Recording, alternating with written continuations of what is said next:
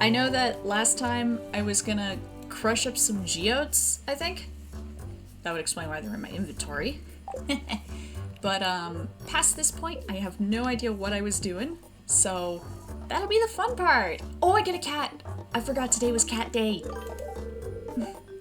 Well, shoot, I mean, okay, so for anyone new in the stream right now, this is Redacted Farm. Called it that because the very first stream we did, Nightbot and I guess stream moderator or whatever it was, I don't remember the name of it, but they were going nuts and blocking every single message because for some reason, despite me tweaking the intensity of the moderation, they were just going bananas on every message. Like if you put caps, it was censoring it. So we named this Redacted Farm in honor of that.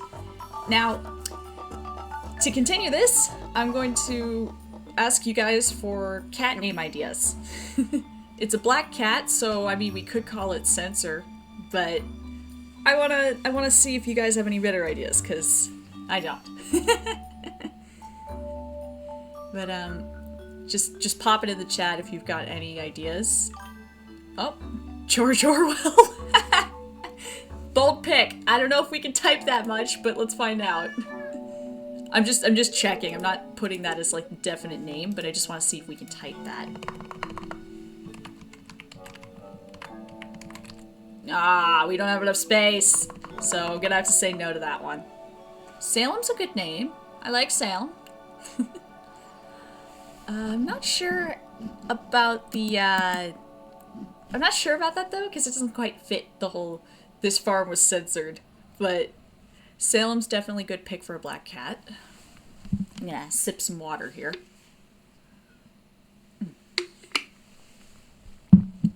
This is nuts. I got 2 viewers right now. And you guys are probably the ones talking in chat right now, but it's throwing me because the last couple streams I had like 8. So now it's like, where is everybody? What happened? I'm very glad to have you guys here though. Yeah, I joked about that. Censor's not a bad name. Not certain though. I love looking at the random names that... Shirt. I could call it Shirt. That's... 1980... O'Brien 1984. I mean, could call the cat 1984. We definitely have enough space for that. Wait, how do I spell this?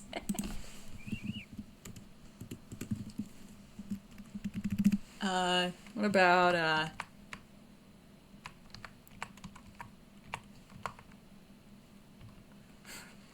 here, oh, I can't get Fahrenheit 451? Dang! Could have been so funny. This game really is censoring me. Yeah, 1 character off. I mean, if I don't have the space, I can do it, but I don't want to, like, not have the space, you know? I mean, let's look up synonyms for, redacted and censored, see if we can come up with anything.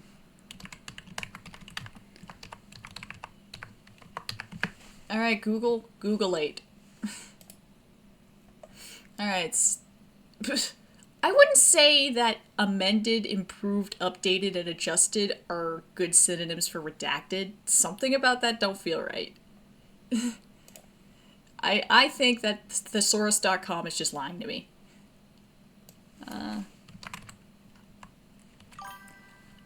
I mean, yeah, amended is fire, but, like, redacted is, like, to block out, to take something out of print. So, I don't know, it don't feel right to me. I could, let's see. Censor, as in forbid, ban, selectively remove. We've got abridge, blackout, blacklist, blacklist isn't bad. Bleach. Yeah, you name a black cat, Bleach. Big brain. Cork. Could name it Cork. Void? Void. I like Void. I like Void. That's a good one. You know what? one of my favorite synonyms for void is Stygian, and I've used this a lot. My friends can attest to this, but it's definitely one of my favorite words of all time. I think I'll use void. I think I like that one. It's like my warranty. Voided. Tartarus, yeah. Alright, so the cat is named Void. We're on Redacted Farm. What censorship will spring afoot next? I've got mail. Who's mailing me? Oh, bait. And cauliflower! See, I told you we needed it! I knew we needed a second one. Do I still have it, is the question. Yes, I do. Okay. Foresight. I need the watering can. Oh, you guys want to place some bets on whether or not the chickens remembered to eat? I don't know if this is a glitch save or what's going on, but these chickens just... Nope, they didn't eat. What is with these chickens, man? I mean, I'll put the food down anyway, but... They're making me wonder. Like, they're not... Are the pixels getting slimmer? Are my chickens anorexic? Oh no. We can't have anorexic chickens on this farm. How are they supposed to lay their eggs? I'm out of water. I figure I should probably build a well at some point so I don't have to run to this rinky-dink little river every time. Oh, story time. Okay, so let's see. Let's see what I got written down. So for anyone new to the stream, I yap a lot. So I've been trying to do like just little topics and whatnot to talk about. So what have I got written in? Okay, so I was watching stuff on this the other day here, but I got into nuclear semiotics. So I'm gonna assume that nobody here knows what the hell I'm talking about, but what nuclear semiotics is it's trying to figure out how to create a warning that'll last 10,000 years for the danger of nuclear waste. And it's operating under the assumption that society has maybe been wiped out or things have changed so much that the English language just is not a thing. So what nuclear semiotics is it's trying to figure out how to relay a warning into the far-off future that will be understood enough so people don't, accidentally dig up nuclear waste. So there's a couple of images that have been floating around on the internet from nuclear semiotics, and I can actually load some. Semiotics. Oh, I don't know how, but I managed to accidentally hit the screenshot button. Nuclear semi-truck, that's not what I'm looking for. Semiotics. So if you go to Google Images, one of the most famous ones is the spike field. So it's the idea that maybe if we have, if we make the landscape for boating uninhabitable, just absolutely terrible, it may scare off future generations from coming to check it out. And with nuclear semiotics, one of the things is having various levels of relaying this message. So level 1 would just be the landscape, and then level 2 would be very basic pictogram warnings, and then level 3 would be do not dig here, bad evil rays, and then level 4 would be more in-depth explanations of what the nuclear danger is, and so on and so forth. So what level 1 would be, yeah, I know, it's really cool, but level 1 warnings would be those spike fields, and there was a bunch of different ones, different designs proposed. The spike fields is the most famous one, but another one would be giant blocks that you would be, they would look man-made is the thing. Giant block fields with, of course, spikes on them because they put spikes on everything. And then another proposed one would be a giant, blackening the earth, painting it black or whatever for miles, so that not only does it just not look right, but it would heat the ground and make it painful to travel there. And then there's all kinds of them. One of my favorite things for nuclear semiotics, and this was one that is sort of they tried to start putting this into practice, because the other thing is you have to make sure this is a message that'll last thousands of years, so you have to start putting the work in right now. So one of the other things I saw that made me laugh was ray cats. And what the ray cats are is through breeding and genetic manipulation, we would figure out, and we have figured it out, we can do this, but we would make cats, like, glow in the presence of nuclear materials. So we can make cats glow right now. Like, I think it's just like some kind of jellyfish genes that they inject. It's wild.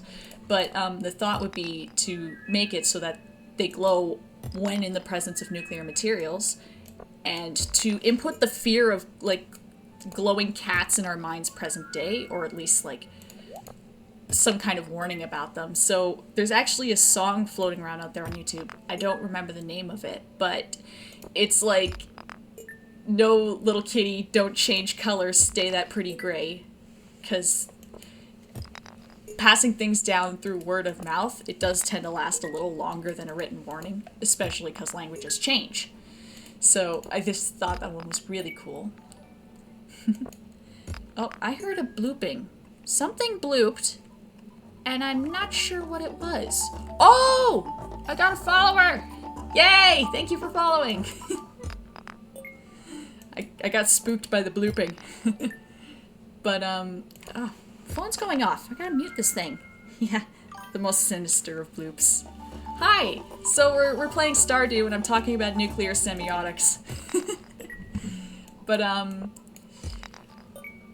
oh, what was I talking about? Well, nuclear semiotics, yes, but something about the cats. Yeah, there's a song floating around about the cats on YouTube already, which is neat.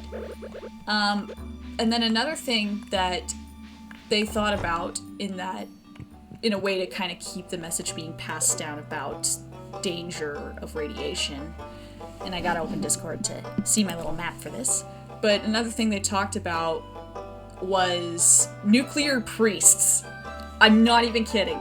And, like, that's so cool to me. So what they would do is they would start up, like, a sort of secret society of people who are aware of what radiation does, what the dangers are, and they would make it into a sort of religion, and they would make it so there's, like, different practices and whatnot. So that way, in the far-off future, if worse comes to worse, that these nuclear priests would have passed down these traditions, because religion tends to last. I mean, look at Christianity, but the thought of nuclear priests is so bananas to me. Like, that just feels like something right out of Fallout, I swear.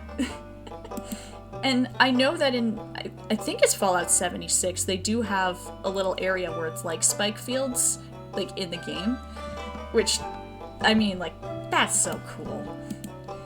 But what it really boils down to in the end is they're trying to create a meme that will stand the test of time to warn about danger. And that's just, like, that's so cool. So I gotta plop these things in. I have, on my other screen here, I have a little reference for where all these things go that somebody made. And I'm using it just to, like, a checklist, make it a little easier to know what I have and haven't gotten already. Where does this one go? This one goes right here. And then the mud goes somewhere. Over here. Yeah, I'm a little slow on this. It goes there, and then this goes here, and then this goes somewhere. Over there. Alright. We cracked the geodes! Yay! We did the one thing I remembered I was gonna do! And now what? Oh, cryptids? Okay. I mean, Mothman's a pretty good pick, but that's a pretty cliche pick at this point right now. Because everybody knows Mothman, everybody knows Bigfoot and the Loch Ness Monster. But, some of my favorite cryptids are, like, the ones that aren't talked about quite as often. I mean, they're still known, but not nearly to the same extent. So, like, the Fresno, Night Stalkers are my I think my current favorites, because they just look like a pair of pants. And they walk around. And usually it's like there's one big one and like one little one following it. And I just find that so funny, because, like, imagine it's the middle of the night. Oh, I have 3 more geodes. Oops. I'll go back and handle that in a minute. But, like, imagine it's the middle of the night. You're minding your own business. You're already, like, a little weird because it's nighttime. And then you just see a pair of pants walk by. Like, what do you even do? Like, this is goofy. But I love those. And then like, I wouldn't really call them cryptids per se, but like, there's all sorts of Japanese type cryptids out there that I think are really get the ride opens. The ride opens. Tide Pods, yeah. But yeah, yokai, exactly. Like I wouldn't call them cryptids because over there they're all technically demons, but they're not demons like over here. It's interesting, but I find those very interesting because there's so many. Like, oh, I'm gonna go to the bathroom, but then suddenly the bathroom demon is here and he's asking if you want red toilet paper or blue toilet paper. And if you ask for red, he kills you. And if you ask for blue, he gives you a swirly and kills you. There's no win! But, yeah, I mean, that specific one, technically you can ask for yellow toilet paper, to which he'll give you a swirly and you will live. So, there you go. If you're in a bathroom and somebody asks you for colored toilet paper, you just ask for yellow, or you tell them that you're gonna color it yourself. I don't know. Korean toilet girls, oh jeez. I mean, they're all like very similar. Kinda. It's probably because of the proximity, but I mean, there's ones where it's like you knock 4 times on the 4th stall of a bathroom and like repeat a phrase, and then boom, there's demons afoot.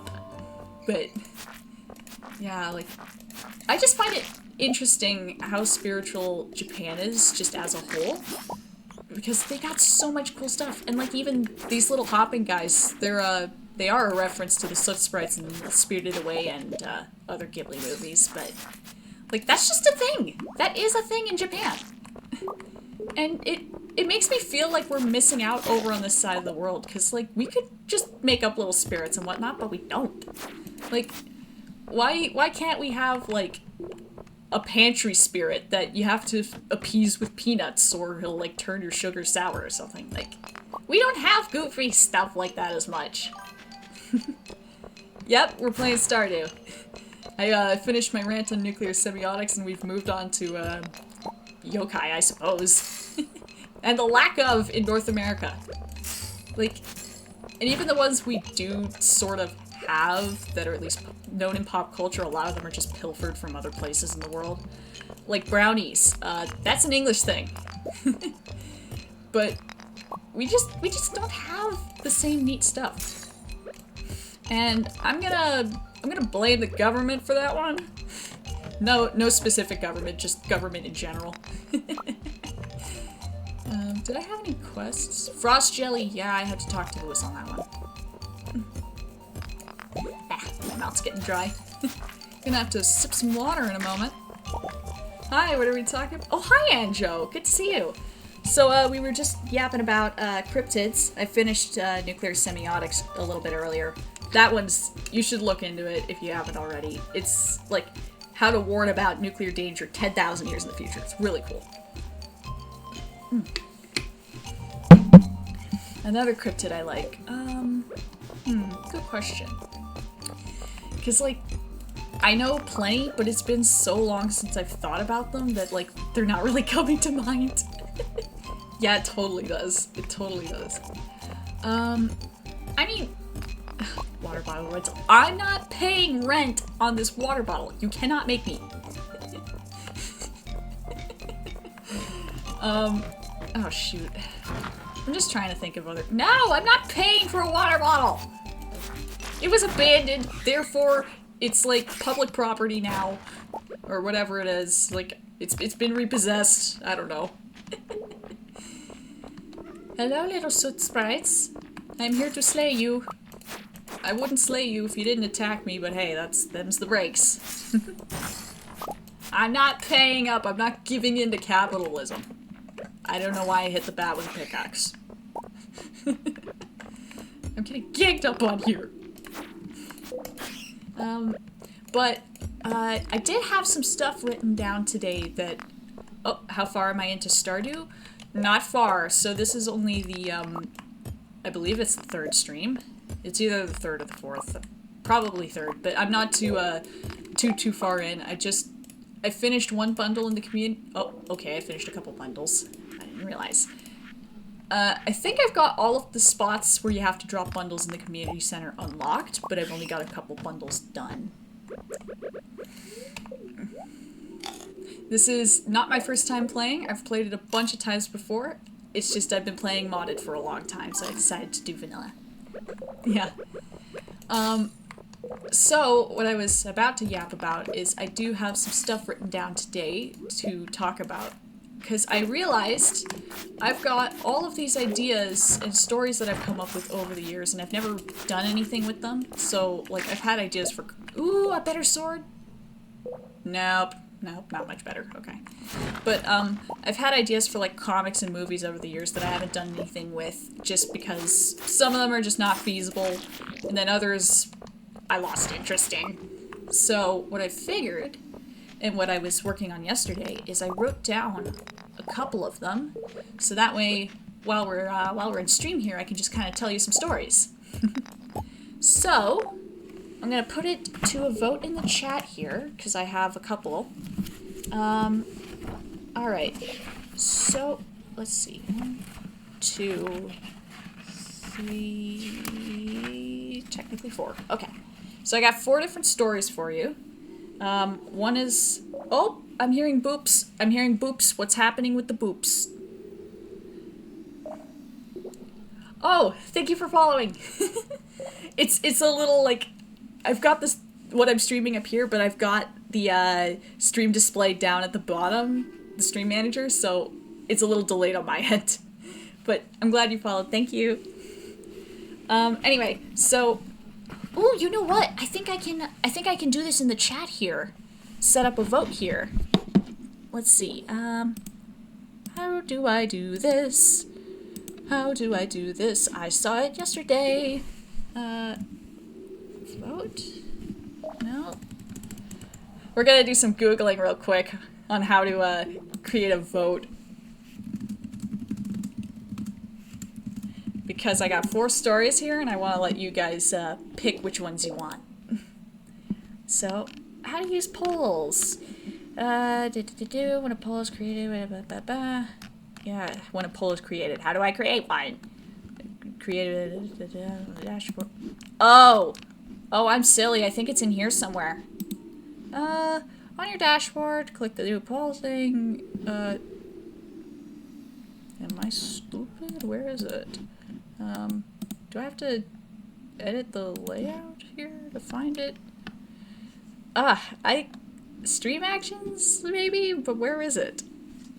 See, this is how you know I'm a new streamer. I don't know where to find things. I'm not using ChatGPT. I refuse, okay? Like, no. Quick actions. This should be the tab, shouldn't it? Yes, okay, I figured it out. I figured it out. Alright, so now I can, stream. Can I do... Oh, no, I can't, really? Okay, so I thought I could set up a vote by using the quick actions, but apparently it's not in there. What? How the hell do I do this? Manage your poll under the Grow Your Community section. Oh, wait, is this a different thing? I don't know if it's censorship again or if I'm just being a little silly goofball here and not knowing things, but...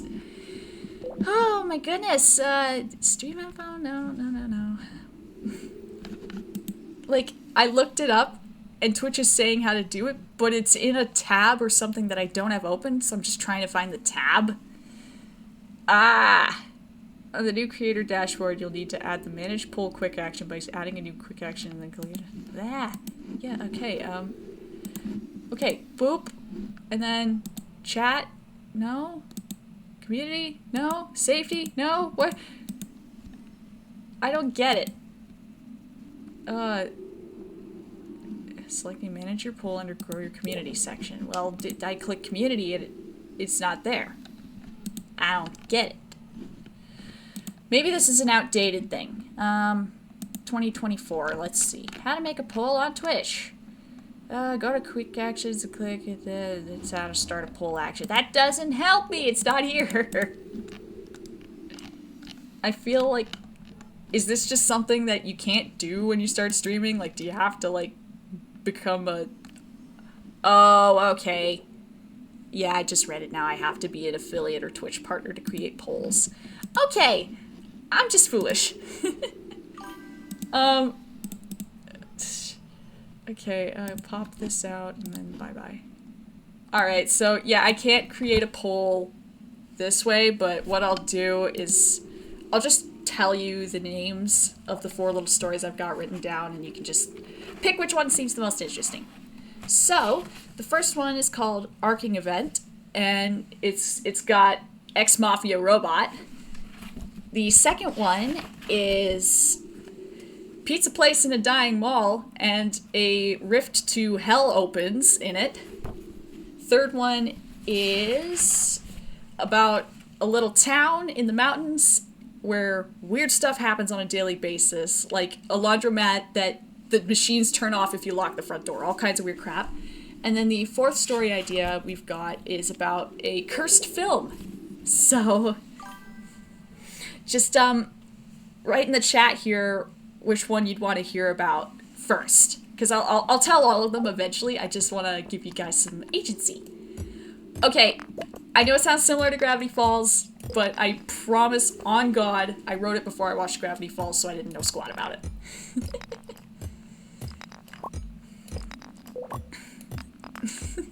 Number 2? Okay, that's 1 vote for 2.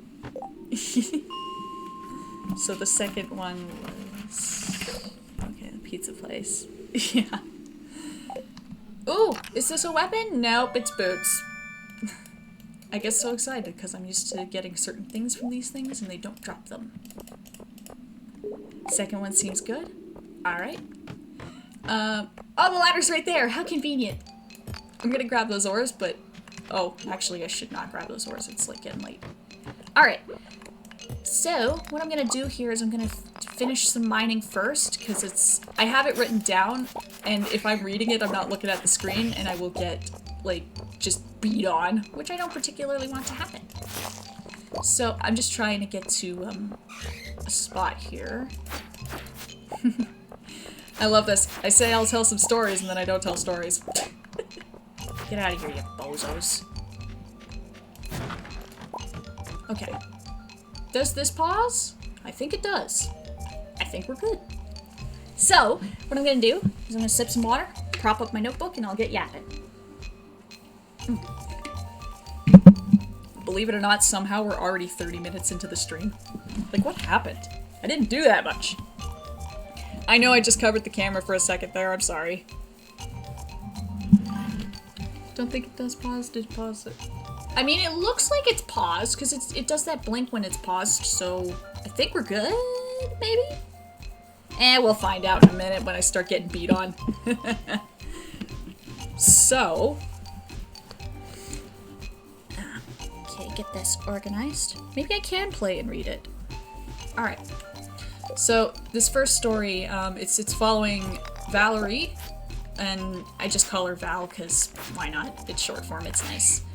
And a couple of her buddies, Anya, Rebecca, and Rebecca is misspelled. That's very important. It's not spelled right. And her friend Darcy. So they work at this mall, and it's a dying mall. Like, if you've ever been to a mall where most of the stores are closed, it just has that kind of weird feeling to it. This is that type of mall. So, oh no! A monster area? Are you kidding me? So... hang on, I gotta take care of these things before I continue yapping. Man, this is not the day for a monster floor. Ay, get out of here, you bozos. Come on. Why are there so many? Somebody keep an eye on my health. If I start dying, yell at me. Oh my goodness. I promise I'm gonna yap about the story in a second. I just gotta deal with this floor. Oh my god. Stop running away! Chicken.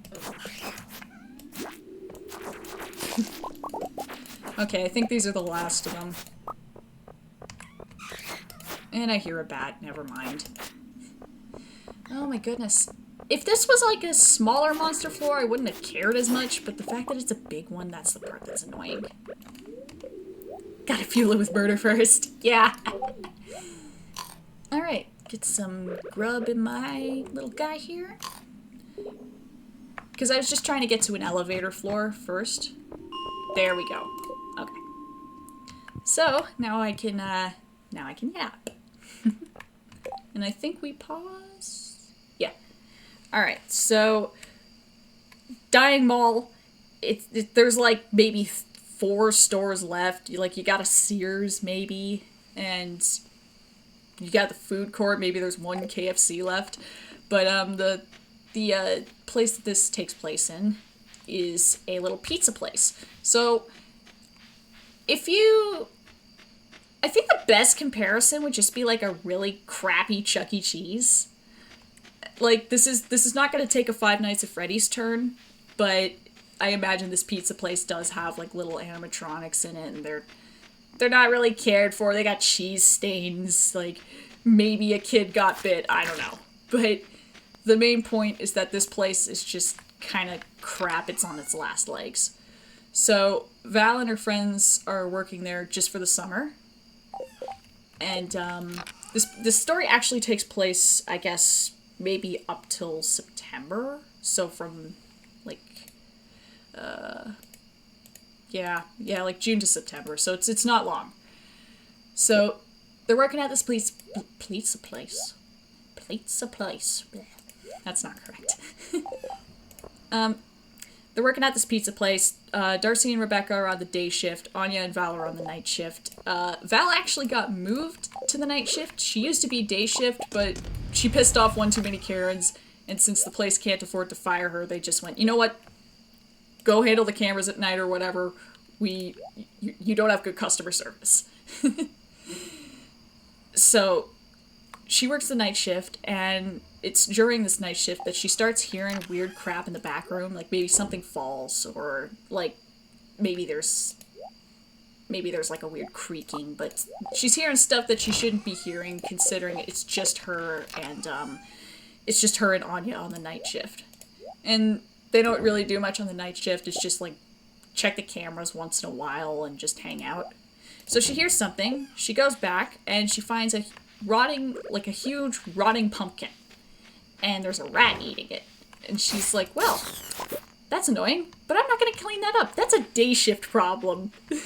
So she just leaves a note for, I think it was for Rebecca, actually, to just say, hey, there's a moldy pumpkin back here, and I didn't feel like cleaning it up, so it's your problem now.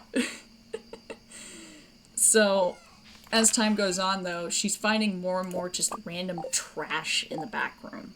Like empty candy corn bags, little plastic spider rings, partially eaten candy apples, crap like that. Stuff that you wouldn't really see in June, July, like Halloween type stuff. So Val's figuring somebody's playing a dumb prank or something. This is annoying as hell. We're all sick of cleaning this stuff. So she decides with Anya that they're gonna, spooky. So she decides with Anya that they're gonna stay there for a whole day shift and night shift just to see if they can just catch out whoever's doing this, because they've been asking around and like nobody's fessing up. So on the day that they do this, they don't catch anyone, but they find a jack-o'-lantern in the back room. Back room. Good lord, why is that so hard to say? But they find a jack-o'-lantern in the back room, and it's got a candle in it, a lit candle, and the little flame in it is blue. That's important. And they're thinking, wow, that's weird. I sure hope that doesn't mean anything, because that's abnormal. I'm gonna sell those green beans. So, Val, Minecraft torch, yeah. So Val grabs the pumpkin and she's like, you know what, I'm just gonna throw this out. I mean, this is getting ridiculous. So she takes it out to the dumpster and she's about to chuck it in, and she steps on a piece of candy. And I'm gonna say it's a Starburst. Let's go with that, a Starburst. She steps on a Starburst and the jack-o'-lantern yells at her. Like, what the hell are you doing stepping on perfectly good candy like that? So she's like, what the hell? Drops the pumpkin, which smashes it, and she's like, oh, this is a little more complicated than I expected. She doesn't tell Anya about this, though, because she's figuring, you know what, I'm already in over my head. I don't need to drag my friend into this, and she probably wouldn't believe me anyway. Which, yeah, I mean, I wouldn't believe her. So, she decides to keep any further weirdness to herself, but... And the chickens aren't eating. What is with these chickens? But this kind of doesn't last very long. Because the next night shift, she's on her own. Anya's at home sick or something. Or maybe she just didn't want to show up. Whatever. She's on her own. That's the important part. And she hears something fall in the back room. She's like, you know what? Tired of this. Whoever's back there, I'm just gonna beat you up. So she's got a baseball bat. She heads back to check it out. And she finds a guy with blue eyes. Blue eyes eating a pack of Starbursts. And she's sitting here like, why are you in here? Of all places to break in, why here? Like, get out. She's threatening him with the bat. And, she stops in her tracks, though, when he finally, like, finishes stuffing his face, and he talks to her in the same voice as the pumpkin from the other night. Which, that would be pretty freaky. Aw, man. I didn't bring anything that I meant to bring here. Oops. Well, I gotta run back to the house to do that. So, Pumpkin introduces himself as, Wilbur Allentide, and he shoves her to the side, and saves her from this big creature that was hanging off the roof. Yeah, he's Pumpkin Man. But he saves her from this big creature that was hanging on the roof and about to, like, chomp her head off. And takes her bat, takes the thing out, and it explodes into pieces of candy, much to Val's, like, confusion, disgust, whatever. And she's sitting there like, that's abnormal. I don't think that's supposed to happen. So Wilbur explains that, yeah, that's not normal because that's a creature from his homeworld that's kind of... It's come through a rift, and it should not be here, but the rift between his world and her world, it's getting wider. Yeah, it's not even Halloween yet. That's important. So she asks him, okay, so there's a rift between worlds, whatever. Why are you in my back room? So he explains that a lot of things have been sneaking through this specific rift, and I do love rifts.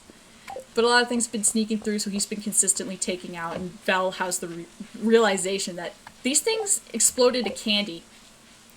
And you've been eating candy and leaving garbage here. So he's just been casually eating the remnants of these monsters.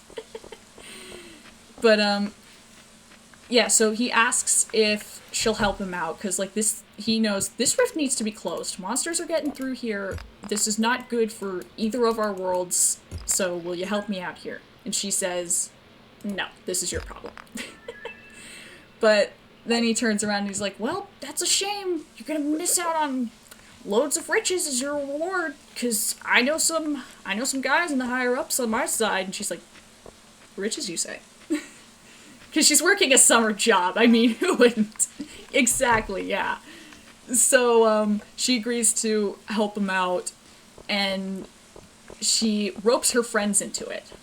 So, I imagine that would have taken some explaining, but she manages to rope her friends in on it, and Darcy and Anya are coming with them, like, with her and Wilbur into his homeworld, which is, Pandemonia. So they're gonna go there and see if there's a way to close it from that side. And, yeah, a lot of explaining. But they're gonna see if they can close it from that side, because he knows people, like, Wilbur knows people on that side. He's a trickster spirit, so he's able to travel back and forth. So he knows people on both sides. I'm repeating myself a lot. So those those four go to that side, and Rebecca's staying behind to guard the other side and cover for them at work, much to her displeasure. She's sitting here like, wow, I already got moved to the day shift, and now I have to cover 3 shifts. I hate this friend group. So she's not pleased at all, and the group enters Pandemonia to try and figure things out. So that's about where I've got it written. I do have, like, a couple of other plot points that I know are going to happen at some point, because, like, one of the things is, it's not a rift that just, like, naturally spawned in. It had to have been opened by somebody, and I was going to have it that they find out later along the line that Rebecca was the one to open this rift. But, yeah, so that's about where I got with that one. I was going to make that into a comic. It would have been pretty neat. I have character designs sitting somewhere, like, I'm not sure where. They're buried. Yeah. I mean, like, there's nothing stopping me from doing a comic later along the line. I'm just not doing it right now, because first off, I gotta finish the story, and second off, it would be a long comic. Like, I don't think it would be serialized. I think it would just be one big book. At least that's what I would hope. Yes, I do have character designs. There is... Maybe they're sitting here? Maybe? Let's find out. Because I have a stack of paper here, because... Oh. This stack of paper has most of the ideas that I was writing down. It's just I was writing them down in a shorter format, you know? So... Oh, good. Okay. I do have the designs. I gotta put this stuff down. Alright, those go there. So, this art is kind of old. Forgive me for that. The art is not great. But, I do have these sketches of, Val. I gotta make sure it's lined up, because my stream is a little, delayed on my end. But, I don't know if I'm holding it high enough. There we go. But yeah, so that's what I had for Val. Yeah, she's very sassy. I love her. And then these are even older designs. So that was the newest version, and I'm gonna redraw it because honestly I hate how it came out now. But I also have these ones of the other girls. And like I said, it's old, so I'm definitely gonna update these, but you can kind of see what I was doing with them.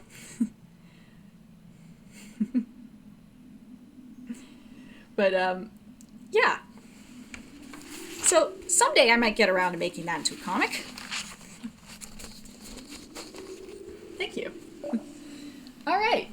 So there's that.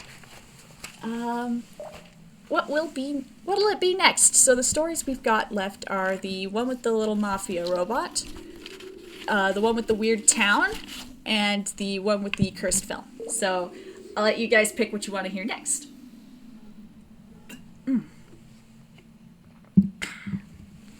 Good water. Gravity Falls. I promise it's not meant to be like Gravity Falls. I promise.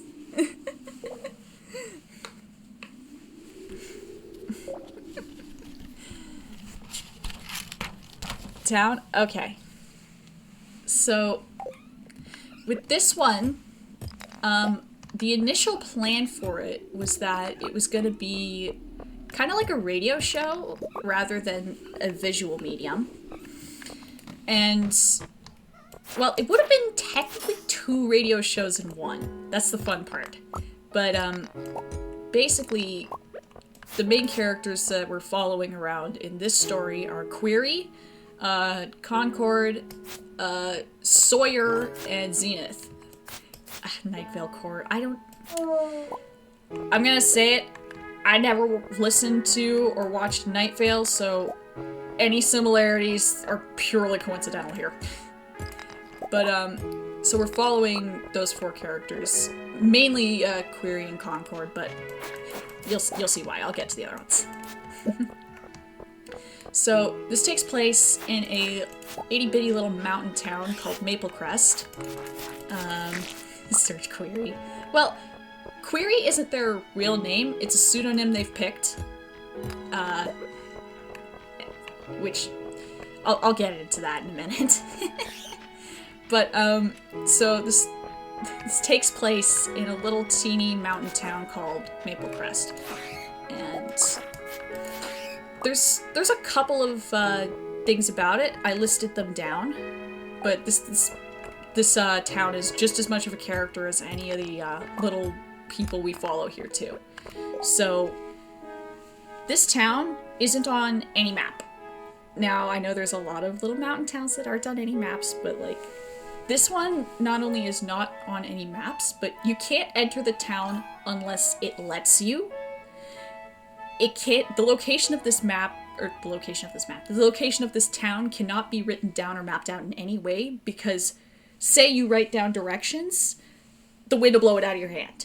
Or if you take a picture of like, if you like film your way there, it gets corrupted somehow. There's no way to actually document where this town is. So when you enter this town, if you enter it, there's no way to leave this town.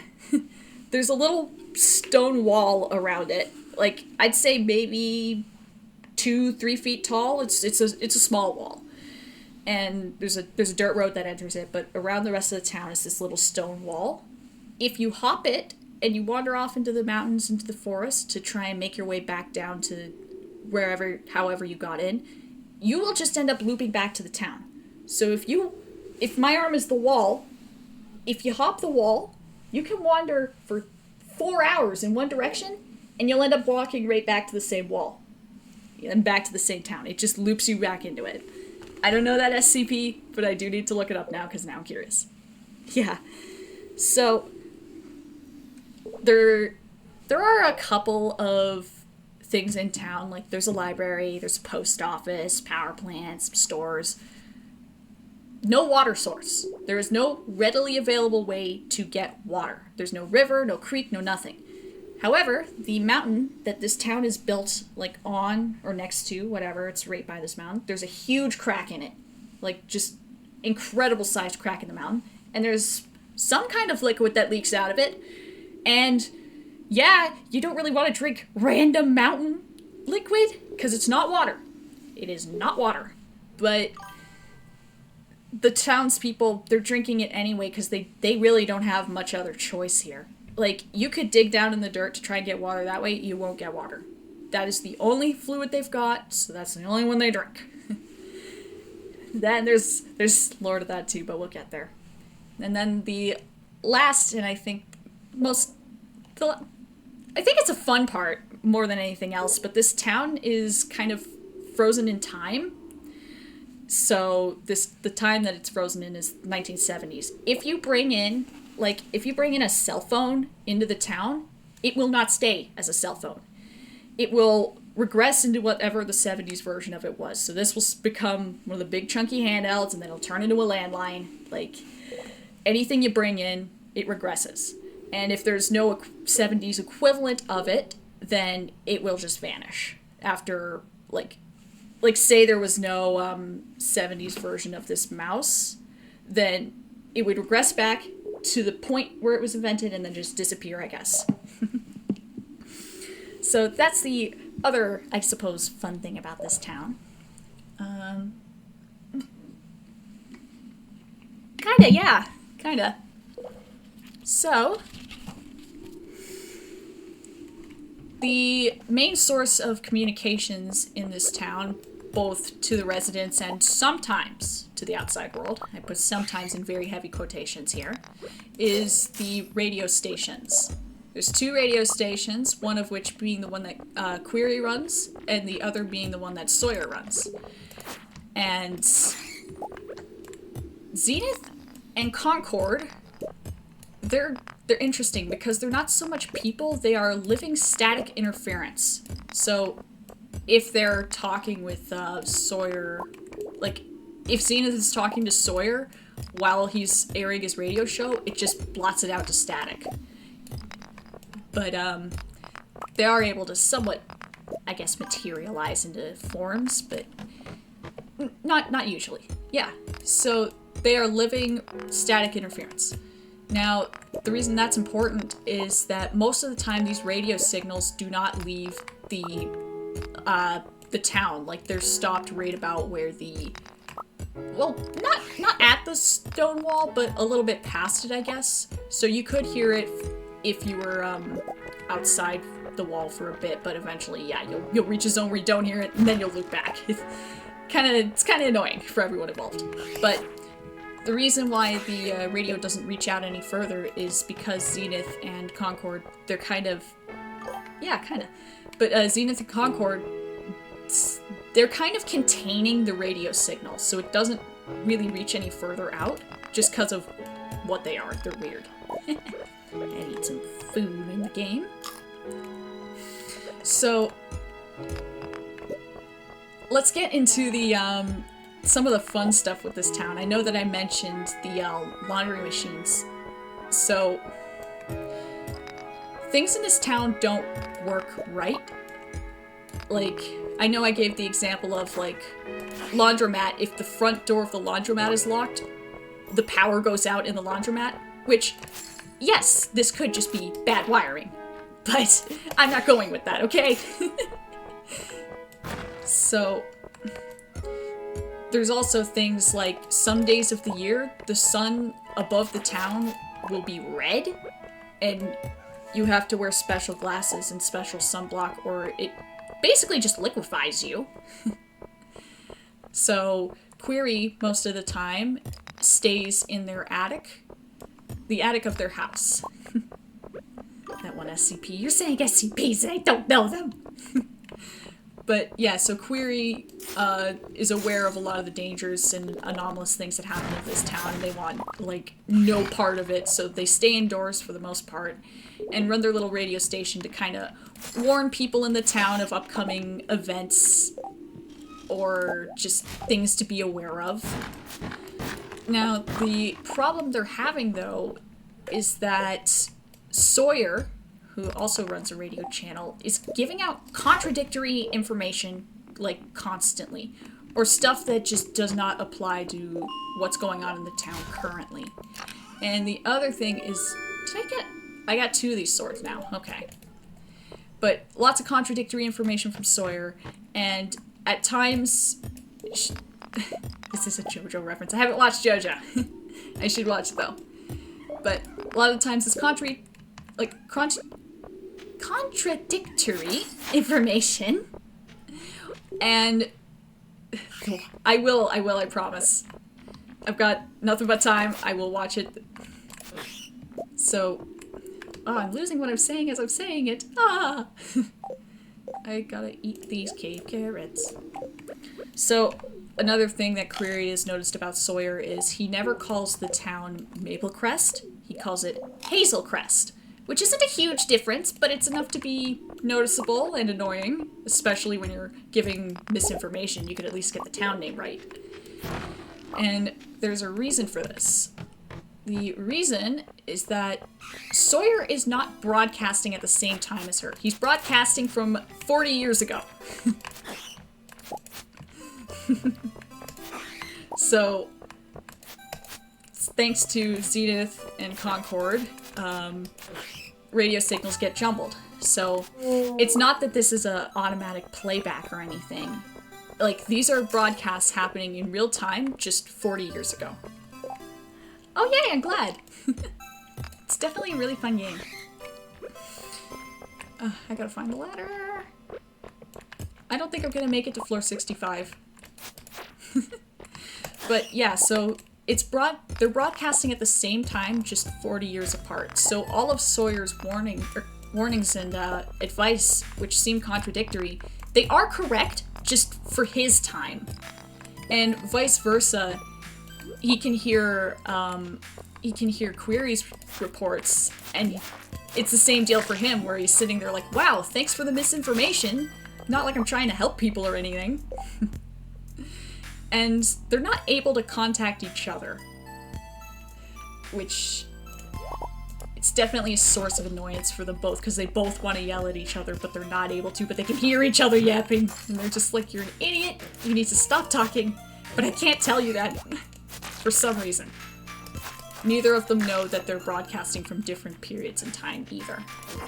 So, Maple Crest, it used to be Hazel Crest, and at some point, I'm thinking probably when the mountain cracked, there was some kind of cataclysm which caused the town to be abandoned, and later it was resettled as Maple Crest. So, let's see here. I gotta deal with this bat. Get out of here! Miscommunications tower, yeah, kind of. So, there's also a theory going around Maple Crest that this Sawyer isn't one person, because they've been broadcasting for so many years that they assume that Sawyer is just an alias for whoever's currently running the station. Which, not true, but, you know. A radio theory. Thanks for listening. Oh, I gotta leave the mines. I was not watching the time. Oops! Let's run back. I'm gonna lock in here, run back, and then I'll continue yapping. I hope I make it back in time. I probably should, but I'm not certain. You can never be certain about anything.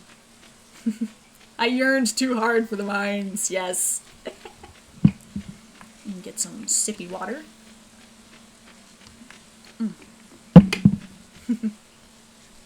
I don't think I am certain. Oh, it's getting late. No! Ah, there's a slime. I forgot we're doing... Okay, so, for everyone new to the stream, this is Monster Meadow. I picked the Meadows farm and enabled monsters. I don't know why I thought that was a good idea.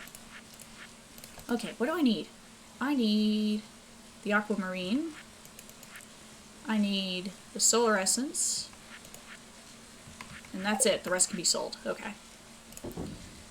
Actually, I'm going to keep the diamond because I know we can get a duplicator later.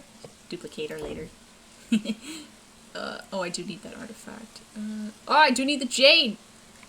Do I need the jade for the bundle? No, okay. I'll chuck one then. I think I gotta keep the rest of the stuff. This can go in here. That can go here, and this can go there. Let me grab that. Yeah, I'll get back to the story time in a second. I'm just having to organize here. The radio guy gives you Cherubin vibes. Really? I'm kind of curious as to why now. I'm gonna keep one of these out. Wait. Is it just because his name is, like, Sawyer, or... I'm genuinely curious now. Do I need to do anything in here? Throw that in there. And keep the root. Need to chuck those. Okay. Get these smelting, go to bed! Alright. Back to yapping. Where was I? You know what? Fair enough. Fair enough.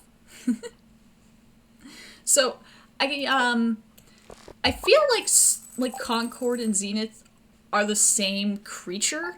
Like, I feel like it's just one creature split across time as well.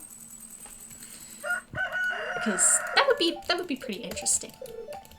And then, what else have I got? So there are a couple of other characters. Those two are just, well, those two. Those four are, three? Whatever. The ones I've listed are the main ones, I suppose, but there are other characters. So there's Melody Lovelace, and yes, her name is very cliche, but it is for a reason. She is the town witch. Why the town has a witch, nobody knows.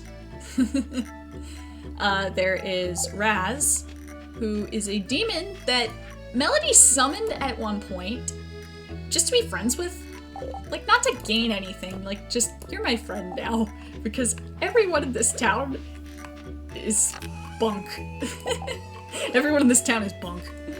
I don't know, but yeah, so there's those two. There's Evelyn Dean. She owns one of the stores. I haven't decided if she owns, like, the general store or what. Yeah. If you can't make friends, store-bought is fine, I suppose. Oh, I don't have enough time for the cauliflower. So, There's Evelyn Dean. I haven't decided if she, like, owns the general store or what store she owns, but she definitely owns one of the stores in town. And at one point, she does call into the radio show for help because she stepped outside the stone wall and she's lost. Like, it's not that it's not looping her back to town, but she's older, so she is just genuinely lost out in the forest somewhere. There's Louis Barnett. He owns the laundromat. He's the one that's been dealing with the whole, I closed the door and the laundry machine started. I open the door and unlock it and they turn back off. So I lock the door to leave and it starts back up. He's very tired. There's Cody Brent. So with him, what happened to him is doves don't like him. The doves are vengeful. He steps outside, the doves are already, like, pooping on his shoulder. Like, he's having a tough time with doves. And then, ooh, 30 pieces of wood, I can do that. Then there's, like, other smaller things, like every postman in town is lost in the forest at the moment because, and I quote, the dogs chased them. I don't mean normal dogs. They are out for him, yeah. But, yeah, every postman in town is just MIA at the moment. There's so many just little random things about this place, because this was more an exercise in world building than it was in creating character stories. But yeah, hellhounds, yeah, pretty much. I forgot to grab the other geodes. I am a fool. I'll crack these ones though, at least. Cat named Schrodinger's died every day. You know what? I did have a cat character named Schrodinger years ago. And it wasn't that it died every day, and then came back to life. It's that it was kind of stuck between, like, time and space. So you'd see the front half of the cat wandering around minding its own business, but there wouldn't be any back half of the cat. Like, he was just a silly little character, but honestly, I could probably write him into this. He does fit the situation. Bleh. Situation. I needed to put this here, and then this goop goes here. I don't know if it's goop. Looks like goop.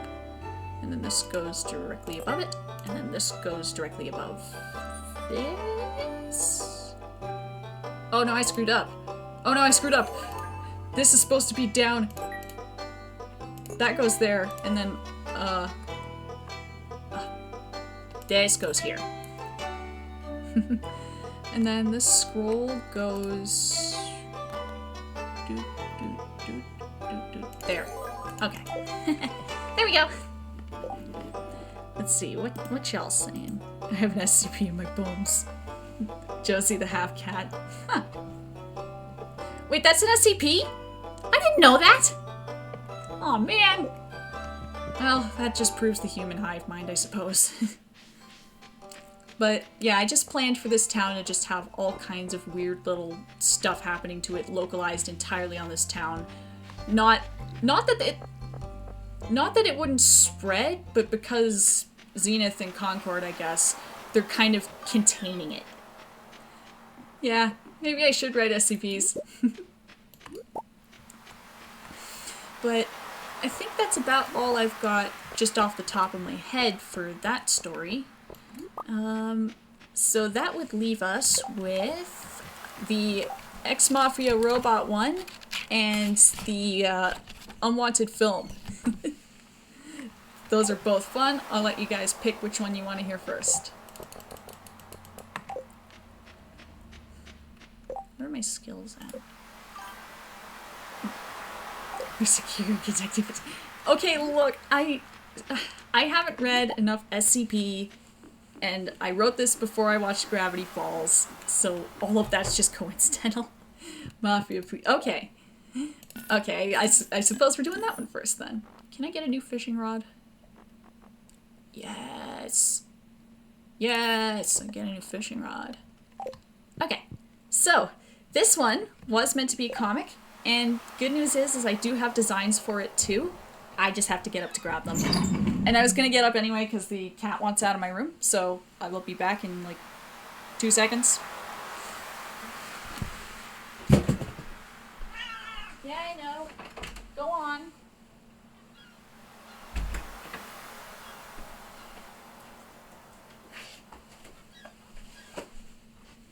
Oh, I dropped my phone. Whoops. Alright. So, let me just get some water.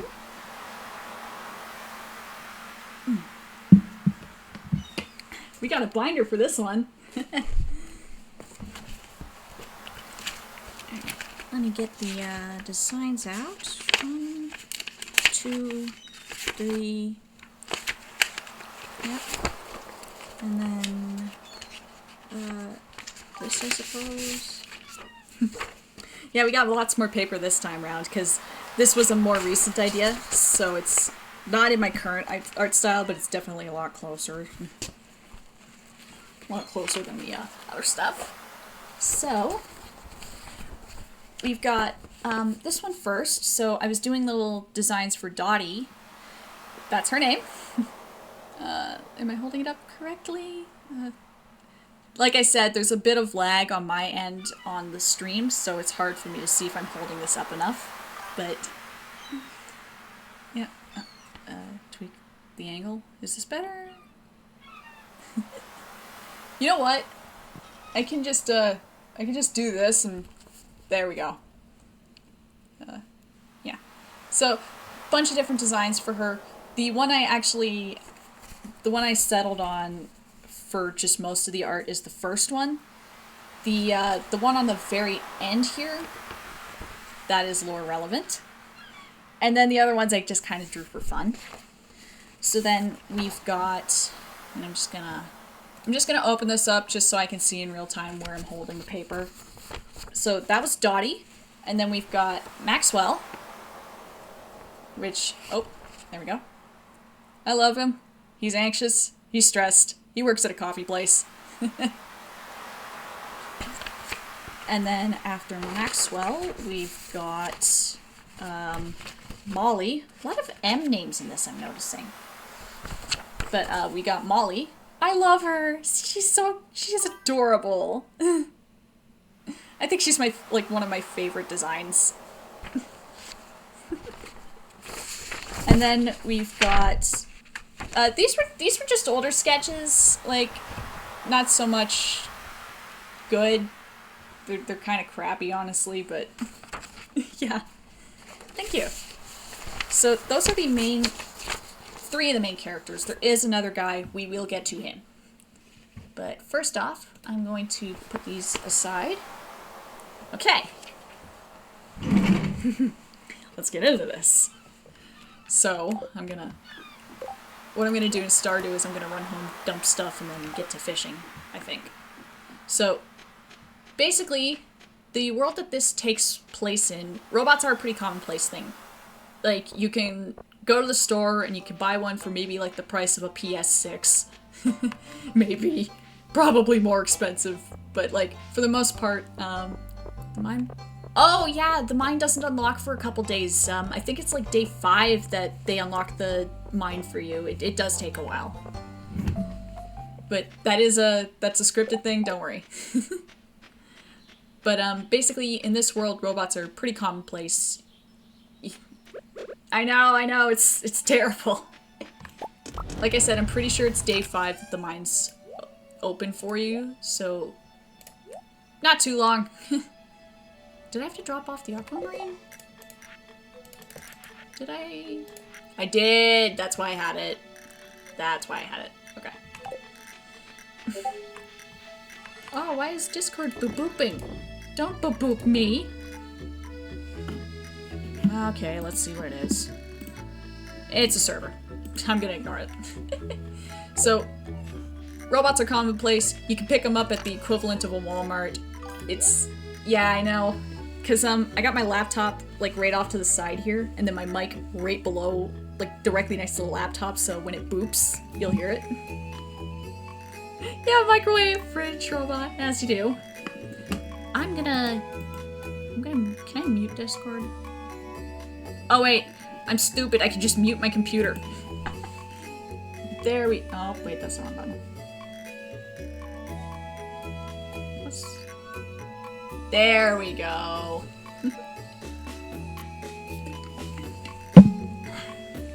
Change status to do not disturb. Well, that's the thing, it is on do not disturb. It disturbs me anyway.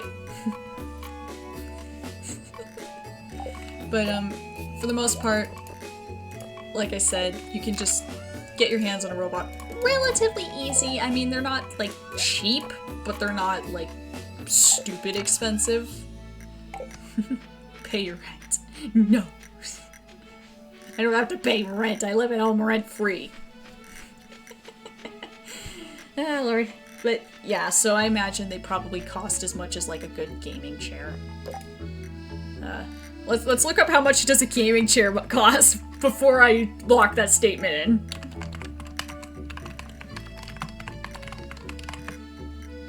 Alright, let's just go to shopping. 79 bucks? No.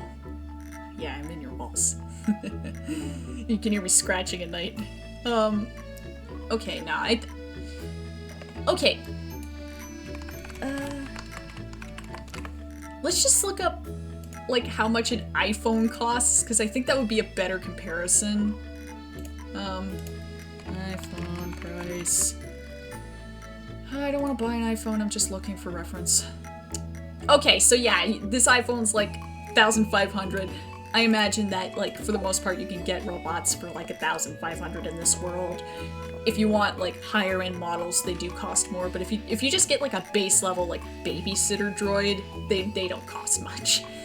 But Maxwell is broke. He works at a coffee shop. They do not pay him enough to buy one of these. So he sits and he yearns, because who wouldn't want a robot? That's cool as hell. Oh, I didn't mean to put that in here, but it does mean I needed another one. Good to know. And my glasses are dirty. Ain't good enough. So, he would love to get a robot, but he's not making enough to feasibly buy one, because, like, he's gotta pay rent, he's gotta, like, pay the internet bill, his phone bill, he's gotta pay taxes on taxes, you get the idea. So, like, he's not gonna be buying one anytime soon. So, what he does have, though, is a friend. He has his friend Molly. Molly works at Veyer's Robotics, which is the main producer of these robots in the world. Like, they're the main manufacturer, whatever. So she's always looking for, like, either defective or discarded ones that she could hopefully sell to him on discount. But even then, the ones she's finding, they're still, like, just really expensive. So, let's, he has kidneys, clearly he doesn't. Are you sure he has kidneys? I never established if he did. That's terrible. I apologize. Oh, I'm not gonna fish here. There's a fish spot over there.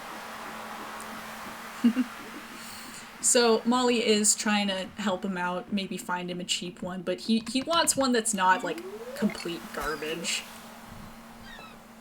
So, they're just looking out.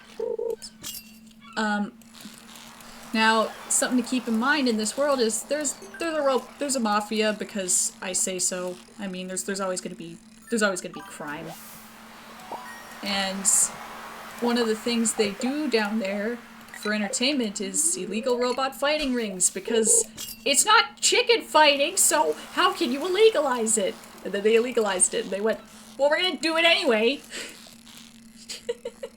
So there's robot fighting rings for entertainment, and obviously they use the robots for things other than just, like, fighting entertainment. But basically, Dottie she was bought initially from Veyer's Robotics, and that first, the one design here, that softer, more rounded out one, that's what she would have looked like when she was bought.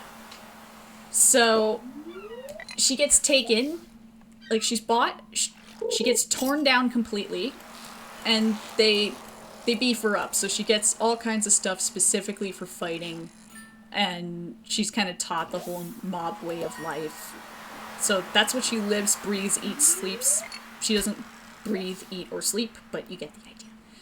So eventually, though, she starts losing fights because technology advances, robots get better, and things get outmoded. So she starts losing fights, and she becomes less and less useful to the mob family that has owned her. So eventually, since she's a robot and they can do this, they brick her systems and they chuck her out. So it's garbage. Who cares? She'll get scrapped. That's what they think.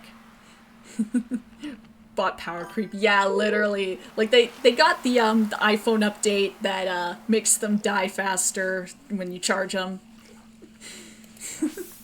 But yeah, so eventually this family doesn't have as much use for her. She's not really serving much purpose, so get out of the way, Elliot! I was gonna fish here!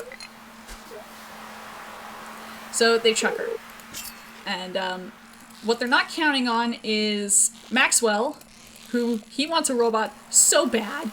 So he's taking a shortcut from home, He's taking a shortcut home from work, and he stumbles across Dottie in a dumpster, like half hanging out a dumpster or whatever. And he's like, holy crap, if I can get this thing working, I can have my own robot and not have to pay ridiculous amounts of money for it. So that's what he does. He brings her home, he's very excited, plugs her in, like, unbricks her or whatever, gets her booted up. Well, doesn't get her booted up, but he's looking through her hard drive to see why anyone would chuck a perfectly good robot out. And he starts seeing things he shouldn't be seeing. He's seeing mob activities, he's seeing all kinds of incriminating crap, so he's like, what? He panics. He panics, and he doesn't manage to blank her memory, but he does erase a lot of stuff there, which, honestly, fool maneuver, because if you just took the hard drives to the cops and, like, went, hey, I got some evidence here, he probably would have been better off, but he's not thinking right, because first off, he's excited to have a robot of his own, second off, he's panicking because now he's learning it's a mob robot, so he ends up blanking most of her memory. So, let's see, I gotta flip the page here.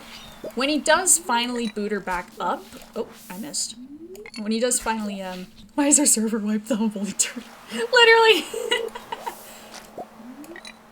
Oh, now the thing's gone. Man. So, when he does boot her up properly, Dottie still has some of her programming intact. Not all of it, but enough to think that he's her new boss. Or that he's her current boss, whatever. But she's still got her mafioso mindset, so she sees him and she's like, ah, the Dawn. I understand. And he's like, no, I'm not the Dawn. She's like, are you my boss? Do you own me? And he's like, yeah. So, oh hi! We're talking new story here. We're talking about the Mafia robot story. Oh, you're sunburned. Oh, jeez.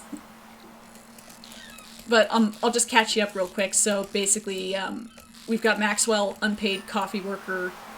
He wants to buy a robot of his own, because robots in this world are pretty common. He can't afford it. Finds one in a, dumpster, and takes it home, and when he looks through the hard drive to see why anyone would throw a perfectly good robot out, he finds out it's a Mafia one. So, boots it up. It's just, and Dottie's immediately assuming that he's the new Dawn, and he has a bit of worderia, so he can't quite really explain that he's not in the Mafia, he's not doing that or anything. But she doesn't get it, so that's his life now. Now, the other thing is, Dottie automatically assumes that Molly, his friend, because Molly comes over to visit at some point, I imagine, she automatically assumes that Molly is his gun moll, and what that would mean, because I did my research, that just means mobster wife, and that's not good. He tries to explain, no, Molly's not even my girlfriend, what are you talking about? But, of course, Dottie she doesn't get it. So, what Dottie does past that point is she assumes she needs to protect him because he's the Don in her mind. She needs to handle like his mob meetings and that there's always going to be a plan for some kind of score or scam. And like the other thing, yeah, I trust you. The other thing that he has to deal with is, oh no, I'm going to lose the fish. Oh, I'm not going to lose the fish. Okay. I just want a treasure. But the other thing Maxwell has to deal with is because he works at the equivalent of Starbucks, I'd say. There's a lot of people who come in and they just annoy him. It's like typical Karens. Like, I want a grande macchiato, no whip, triple espresso, and if you screw this up, I'm going to call your boss and get you fired. Like, he deals with people like that on a daily basis. And the problem is when he tells Dottie about this, her immediate instinct is, do you want me to send them to be sleeping with the fishes, boss? And he's like, no! Do not kill them! So that's something he has to deal with on a daily basis. Now, while he's got Dottie around, she starts to better his life via money laundering, shady deals, things like that. She's just doing what she's been reprogrammed to do. And this is unfortunate for Maxwell because now actual crimes are happening that he can technically be connected to if they get caught. Well, if Dottie gets caught, he can technically be connected to these crimes. But he is benefiting, like, yeah, yeah, exactly. But, like, the problem is he's genuinely benefiting from these crimes because now, like, he doesn't have to panic about rent and he can afford to get himself, like, a nice TV or whatever. But he has to deal with the knowledge of, if Dottie ever gets caught, I am in so much trouble. Oh, this is bad. So, at some point, and he's trying to keep Dottie in line, and he's trying to keep Molly from finding out where he's getting all the nice new things and where he's making all this money. Because, like, Molly's his friend, and he doesn't want to accidentally get her involved. So, at some point, he gets a visit. So he's minding his own business. Knock, knock, knock on the door. Opens the door, and this is character number 4, Beauregard Watts. It's a fun name. I like that name. So, Beau works at Veyer's Robotics as well. He's not in the same department as Molly, but he does work in the, same building. And what his job is... Oh, I gotta take care of the slime. But Beau's job was basically to track down, Yeah, I knew you would enjoy that, Anjo. I knew you would. So, Beau, what his job was, at least in his part of the division, was to find, like, improperly handled or rogue androids, bring them in and repair them so that they can just be, like, resold. Like, refurbishing. He's like bounty hunting and refurbishing these robots, I suppose. So, knock, knock, knock on the door. Maxwell opens it. Beau is there. And he's like, hi, how can I help you? Stressing out because, like, maybe Dottie's, like, dragging a new TV in through the window. But it turns out that, yeah. It turns out that Dottie, because she was one of those Veyer's because Dottie was one of those Veyer's I keep trying to say robotics.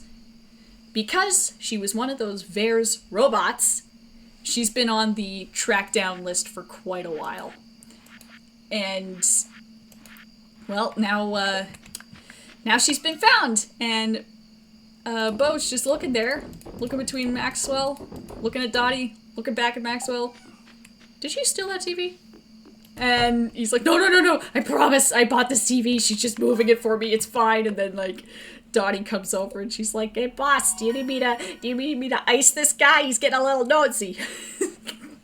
So, it turns out that, rather than turning Maxwell in to the cops for what Dottie's been up to, because he's been tracking Dottie, he's been watching her for a little while, Beau wants in on the crimes.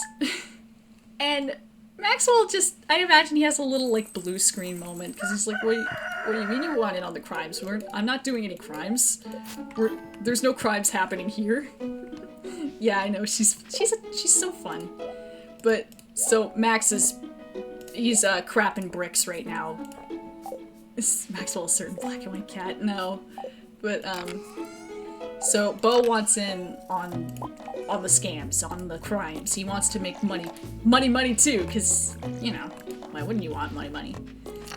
And despite Maxwell's attempts to explain that, I swear to God, I am not a mob boss, she's just nuts. He's got worderia, and he's not able to explain to Bo that this isn't what he's doing, this is just all a big misunderstanding.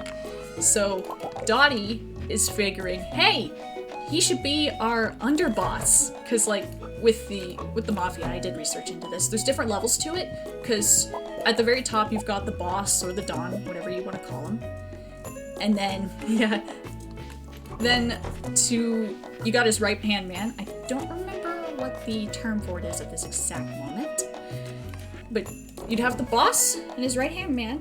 No, they're not the capos. I did look this up. So boss, right-hand man, and then you've got underneath the boss, you've got the underboss, who he talks to, I believe. Hang on, I'll just look it up. I can just look this back up.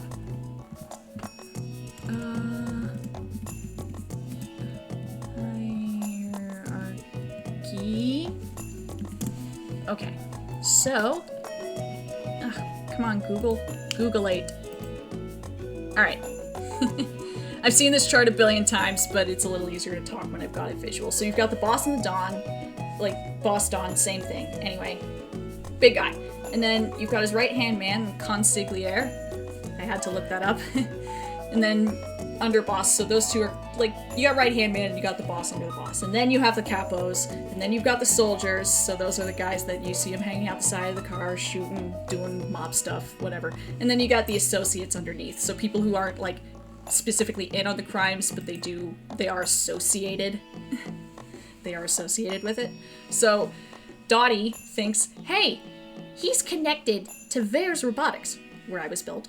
He would be a great underboss. Like, he would be able to get so many people in on this. He's got plenty of connections already, so he should be your underboss, boss. And Dottie, like, and Maxwell's just sitting there like, this is not a mafia. This is not a mafia, but it's snowballing out of his control. So,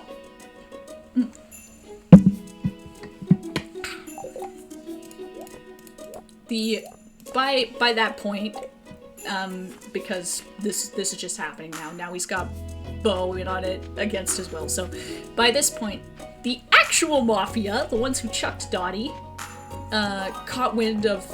Thank you. They've caught wind that there's a new organization. Yeah, I know. He's just having a rough time. But the actual mafia has caught wind by now that there's a new organization, and it gets passed all the way up to the boss. Exactly. So the boss hears of this, like the real boss of A Mafia, the one that chucked Dottie, he hears about this new organization, and he decides that because Dottie specifically is involved, he's not going to take any action on it yet. Because he's kind of wondering what they're doing, and he's wanting to see how this plays out. What this new mafia family is doing, especially since they have Dottie. And I imagine that in the past, Dottie was like one of his, like, not right-hand man, but like pretty high up in the original mafia. So, yeah, yet being the keyword correct. So he's just deciding to let it play out, see what they're doing. He's kind of curious. So, oh, I'm losing this fish. Ha ha ha! I'm losing that fish. So on the other hand, Maxwell also has to worry about the cops. Cause, like, he's getting paranoid because anything Dottie does, anything that Bo now does, and anything that people under Bo does, it can just all come right back to him. So he's getting paranoid. And at one point, like, this paranoia just completely bubbles over while he's hanging out with Molly, and like he's asking her, what do I do? This is what's happening. I don't know what to do. I'm in over my head. He's just blurting out everything. So, unfortunately, he is wildly unlucky because Molly is related in some way to the actual Mafia family. Whether she's a sister or a cousin or a daughter, she is related in some way. So she's sitting there listening, hearing all of this happening, and then I'm imagining, like, she just puts a hand on his shoulder. It's okay. I understand being overwhelmed when you're first getting into this. All you can do is your best. And I'm sure you'll figure it out. You'll get more comfortable the longer things go on. And Maxwell's just sitting here like, oh God! Because now he's realizing, oh God, Molly's a mafioso too. Exactly, not you two. Yeah, so he's just got the worst luck in the world, and no matter what he's trying to tell her, that this is all just a big misunderstanding, it's not working. And I imagine that Molly's finding it really funny, because I imagine she would have made friends with Maxwell under the impression of, he's normal, I can have a normal friend, and it'll be great. But then she hears this situation and she's like, I knew you couldn't have been that shy for no reason. I knew you had something going on. So yeah, so it's completely just out of his hands now, but he becomes an unintentional mob boss. And that's about all I've got written for that one, but that's definitely one of my favorite ideas that I would love to expand on more, especially with like what other robots could be in this world and who else Maxwell would talk to and unintentionally add to his mafia. But I'm glad you guys are, at least I hope you guys are enjoying these, because I'm enjoying sharing them with y'all. Let's see, can I get any books? Mining Monthly. I don't really need any of those. Thank you.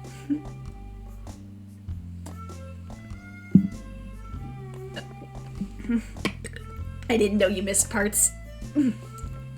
But yeah, the basic gist of it, Mary, is that Maxwell finds a abandoned robot, takes her home, fixes her up. Uh-oh, she's a mafia robot, and she just has not let go of that programming, so I'm unintentionally a mob boss now. But, yeah, group activities. So, I suppose we don't have to do a vote for what the last story is. Yeah, he's just having a day. I like to imagine that if this was a movie, things would just keep ramping up. This would be one of those movies where it's just like, how much worse can it get? Because it's still going.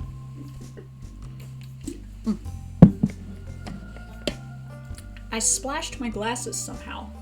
That's a puzzle. Man, we are already like halfway through the stream here. So, the last story, and this is one that I actually I pitched when I was in film school. It didn't get picked, but whatever. I don't care. I'll make it later anyway. Oh, excuse me. And this one I actually, well, no, the Mafia robot thing, this isn't, I didn't pitch that. The one I'm about to tell you, this last story, is the one that I pitched. But, God, if I'd had the materials? Resources. If I had the resources to do a lot of these, I would love to have them as like shows or movies. It would be so fun. But anyway, so overlay idea. Ooh, fun. Okay, so this last one didn't get picked up, but I might still figure out a way to make it regardless because yeah. So, I'm just here to hate anybody unconditionally. You know what? Totally valid. I get that. But, oh, I just, I glanced over at the stream. I'm noticing how small the text is. I should fix that at some point. Pear, you lazy ass, wake up. Yeah, I know. Pear's the worst. So, this last one has, let me count. 1, 2, 3. This last one has 4 different titles. And it's not that I kept changing my mind on what the title would be. That is actually a story point. Pierre hate is completely justified. Okay? If you sell him, like, high-quality food, you can talk to villagers, like, a day or so later, and they'll talk about how Pierre sold them whatever, like, you sold to him. Like, if you sold a cabbage, they'll talk about how Pierre sold them a cabbage that he grew in his own garden. Like, Pierre claims, like, that he did... Pierre claims that he grew the stuff that you grew. He's a jerk. And his prices are crap. And he's just crap overall. But anyway, as I was saying, so this idea, and I imagined it would have been either a movie or it would have been an ongoing series in the style of, like, Everyman Hybrid or Marble Hornets, something like that. So, there are 5 different titles to this, and I will read them as follows. Title 1, An Unwanted Film. Title 2, Red Mist. Title 3, Cinemaniac. Title 4, it's in German. Hang on. Ich eine mich. It translates to I remember. That's all that really matters. But anyway, Slender Recension. Hell yeah. So this is a film with 4 titles. There is a lore reason for that. We will get there. So there are 3. Yes, German. There is a reason for that. I will get there. Yes, that is the title. Well, the 3rd title, I guess. Or 4th title. I'm not counting. Anyway. So, there are 3 main characters in this. There's Alex, because there's always an Alex, I swear. So there's Alex, Sam, and Dallas.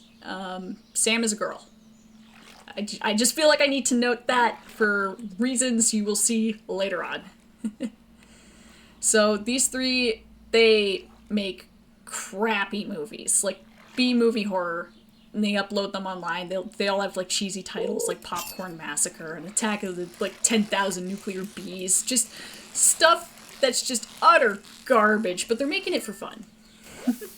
And my phone is going off. Why is my phone going off? Oh. My dad just texted me a picture of a globe from the dollar store. Thanks, I guess? Oh, it's upside down! I didn't notice that for a second. Okay, so it was a picture of the globe. I did not realize that, it was printed upside down for a second.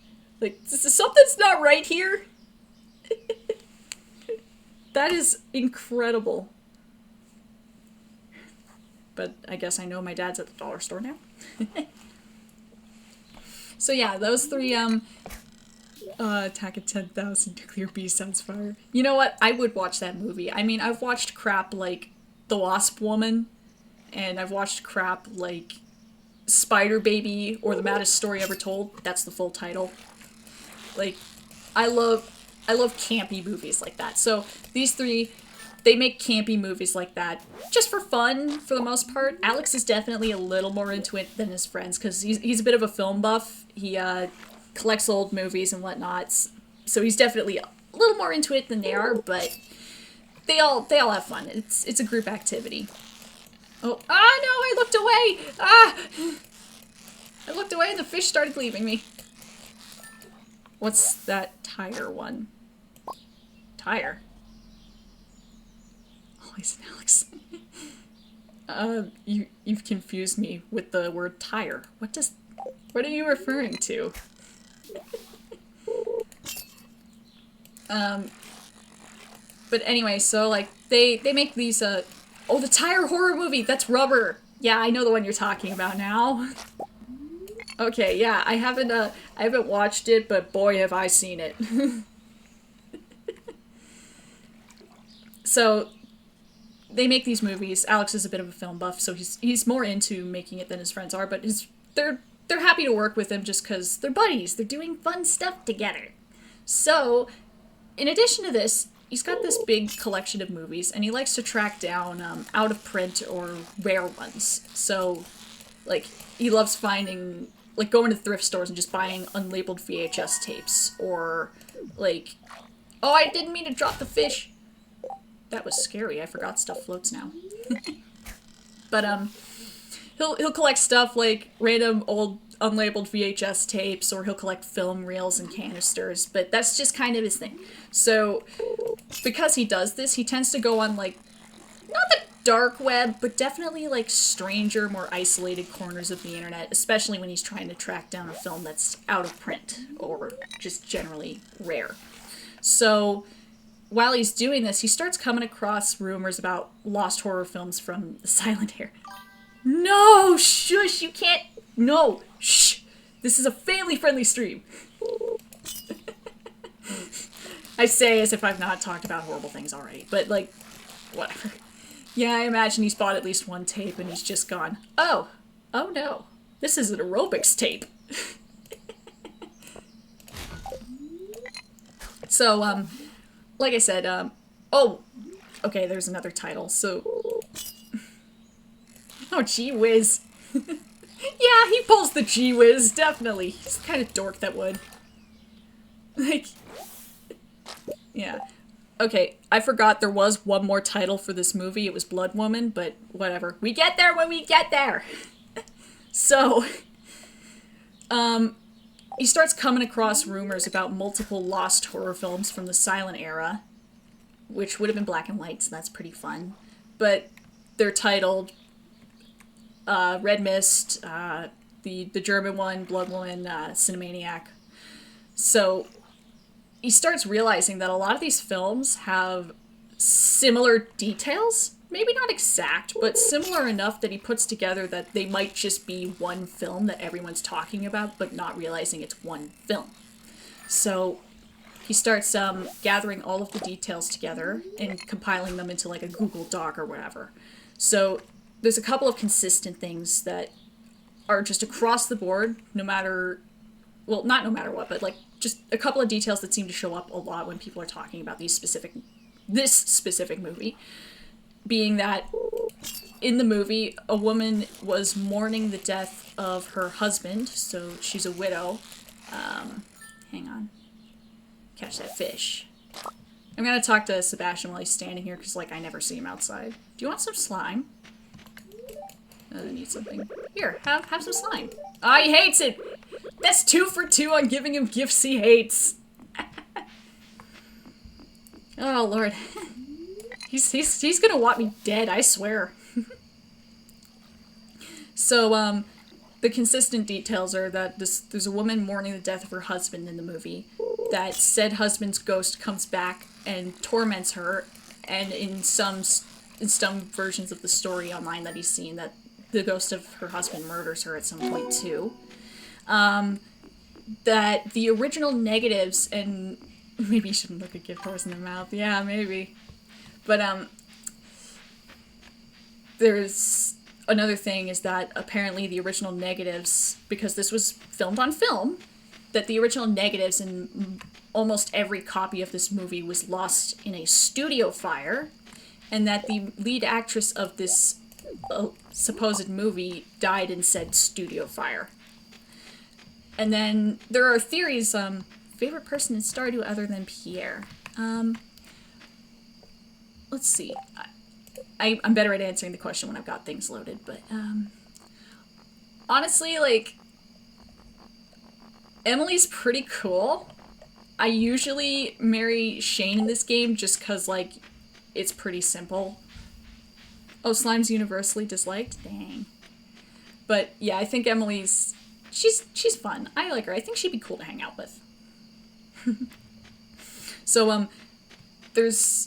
Back to the story. There's theories on what may have happened with this film, including that maybe every single copy was destroyed in that fire. Maybe the director kept a copy. Maybe the family has a copy, but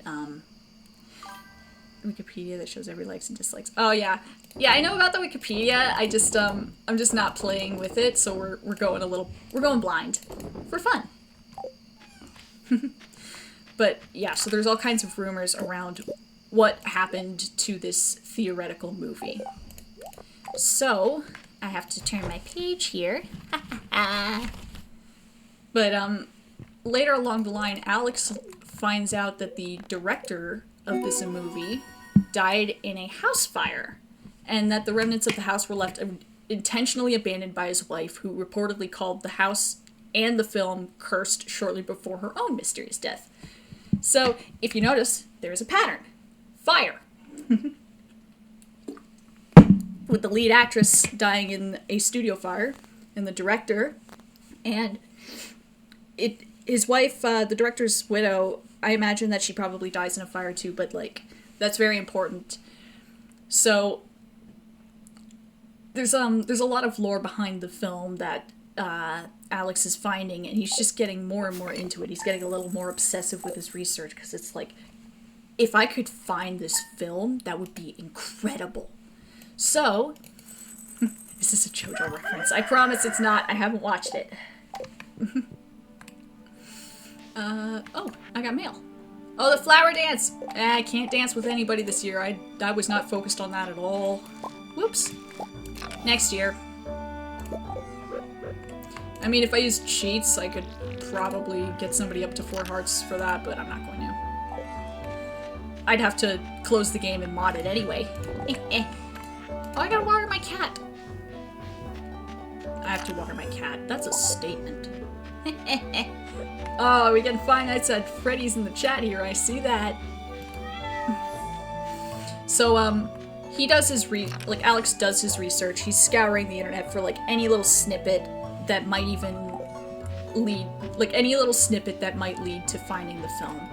And he gets the idea that, okay, I should try and track down, like, members of the family, but, like, they're not talking to him. It's just it's a whole thing. But he gets the idea to find the remnants of the director's house and see, not necessarily if the film is there, but if he can find anything to point him in the direction of the film. So he takes Sam along with him because Dallas is busy. And I'm not sure how, I haven't figured this part out, but at some point they do find the remnants of the house. It's in a forest, and, like, the house was burned down, so there's not a lot left. But they end up figuring out, like, they end up finding it because Sam's leg goes through a rotten floorboard, and there you go, bingo boingo, there's the house. It matches what little information they have about it. So, in looking around the house, they actually find a film reel canister, and Alex is just, like, losing his mind because he's dead certain this is it. This has to be the movie. And Sam is sitting there like, I mean, the label rotted off a long time ago. We have no way of knowing if this is the movie. You'd have to watch it. Which, of course, yeah, Alex agrees, but he doesn't have a projector that works at the moment. I imagine he would have had a film projector already, but for plot reasons, it's broken or whatever, so he doesn't have a way to watch it at the moment.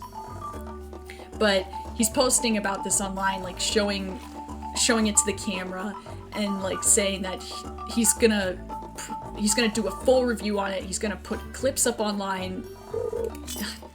Anjo! Shush! Bad Anjo! But, yeah, he's telling his followers online that, like, the second he's able to watch this, he's gonna do a full review, he'll put clips online, he'll write up a synopsis, the whole shebang.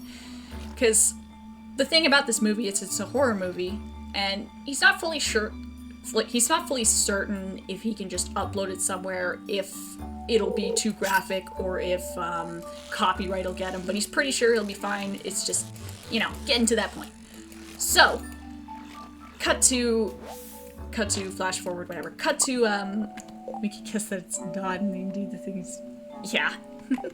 So, cut to 2 weeks later, and Dallas and Sam are going to go see him because it's been radio silence from him.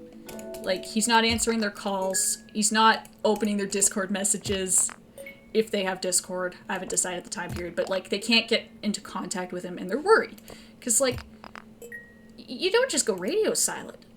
So, they find him. He's at his house. They go to his house, and he answers the door, and I imagine, like, he's looking sleep-deprived. He's looking like he's been subsisting off of coffee. Like, he's in a pretty rough state.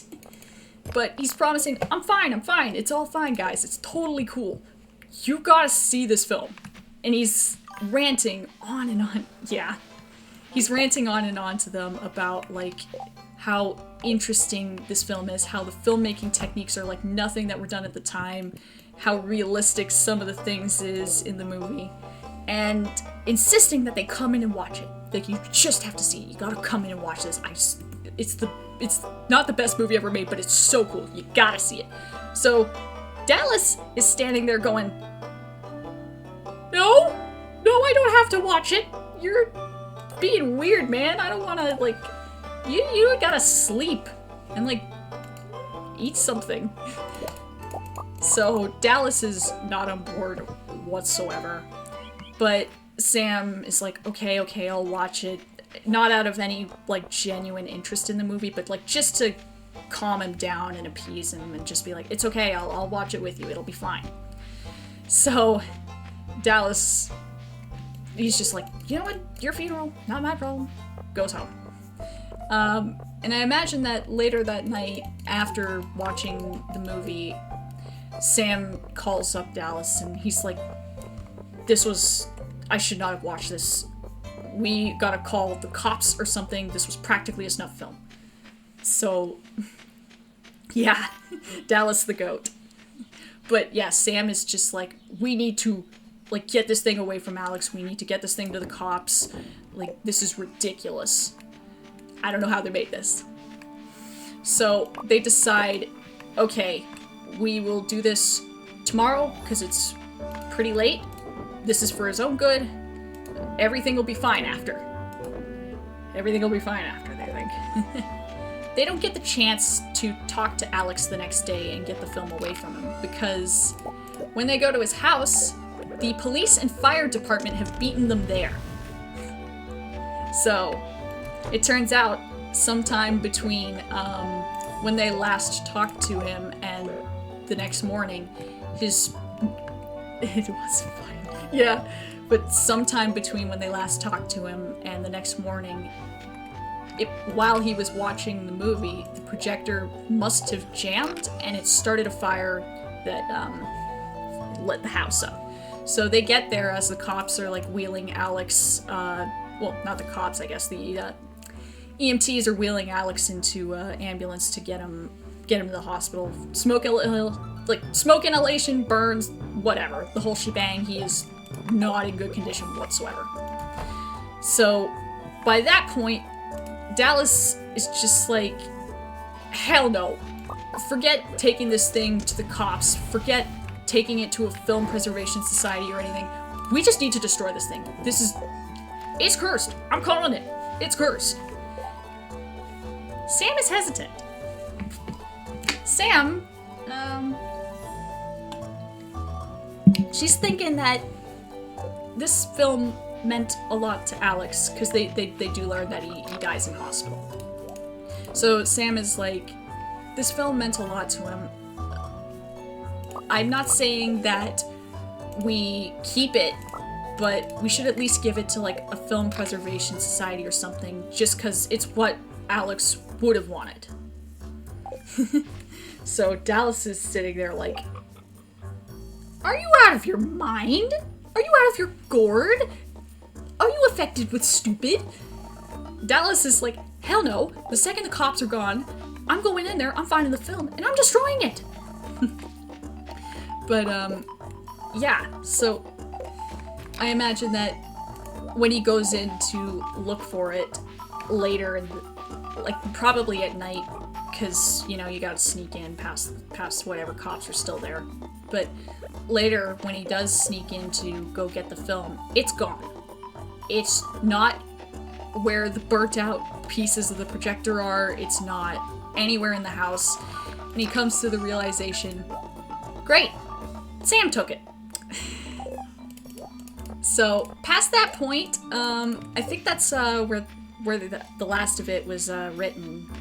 That's the last of what I got written down for that, but basically, when the actress, like, I had it in my mind that this actress, when she died in the studio fire, she cursed the film.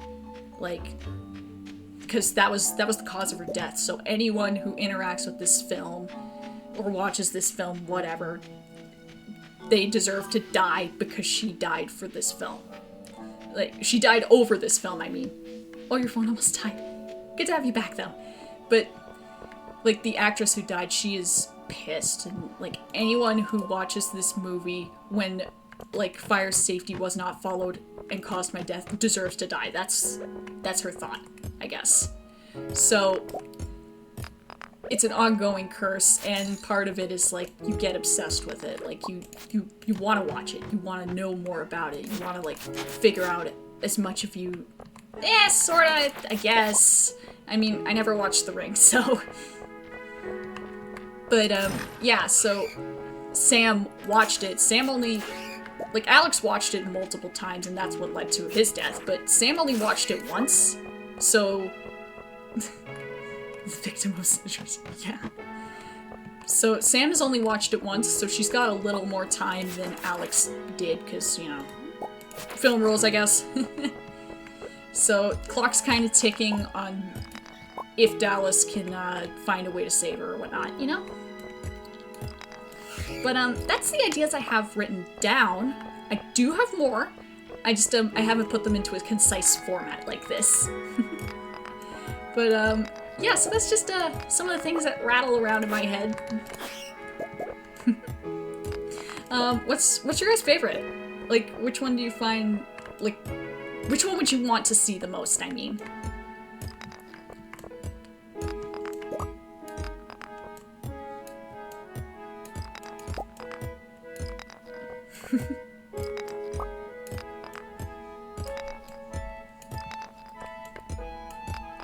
Second one? Well, not out of the two. I mean, I talked about 4 of them, so...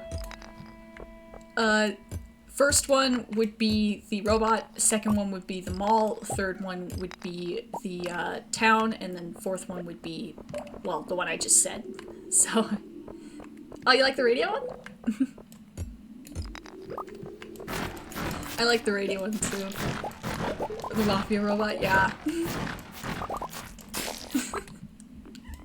Maxwell's story of this one, yeah. Yeah, I like... There's definitely, like... I could do something with all of them. I know I could do something with Mafia Robot. Yeah, like... That one, I imagine, could be really funny if I could get that one going. I'm having a lot of good luck days, I think. I haven't checked the TV at all, but, like, the mines have been pretty easy to navigate, for the most part. Like, keep in mind, I'm not using cheats or anything. This is... I'm just doing decent, I guess. Leave me alone, bat. Leave me alone. I gotta eat this leek. I gotta mine this jade. I wonder if I'll make it to floor 70 before the day ends. I don't think so. But who knows? Oh, what's your question?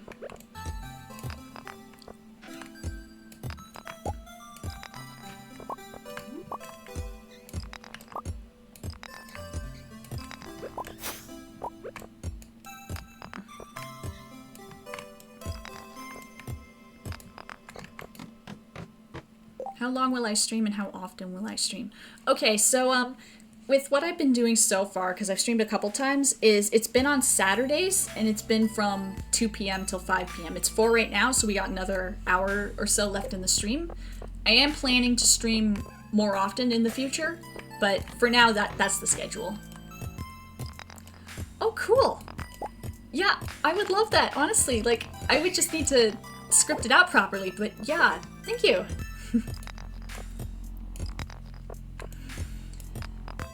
You know, if I can find it, I have a little blue notebook just full of, like, 1-sentence plot ideas for all kinds of crap. If I can find it, I will share more with you.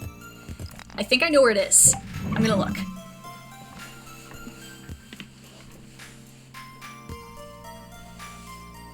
Okay. If I was to put it anywhere, where would I put it?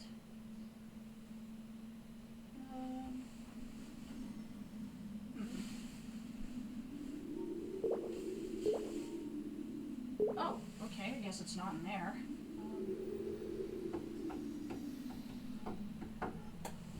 If I was to put this anywhere, it would have been in here.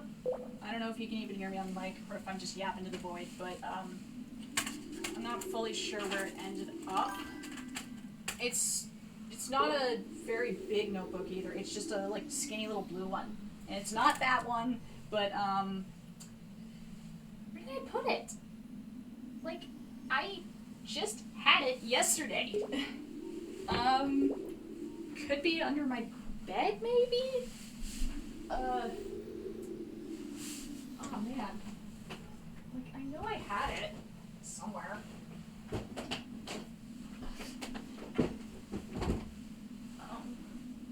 Is it in here? No, not in here. Oh man. Like, this is the curse of having too many notebooks. Like, you lose stuff constantly. I'm glad you can hear me though. Shoot. Like, I know I have it sitting here somewhere. It's just where? Oh my goodness. This is the problem with packing to move. Because then you don't move for like months. And then all your stuff's missing. Man. Oh, I really wanted to share this too. I should have looked for it before I started the stream. And there's only so many places it could have gone. For the longest time, it was in my backpack. And then I remember having it like in a Tupperware bin under my bed. And then it was on my desk for a while. And logically, the only place I would have put it past that would be in here, but I don't know. Because this is a bit of a mess. I do need to reorganize this or clean it or something soon here. Like I said though, like, I don't know where it would have gone. I wouldn't have lost it. Shoot. So, I know where it could be. I know where it could be. I will be right back. There's a wardrobe in the other room here. It could be in there.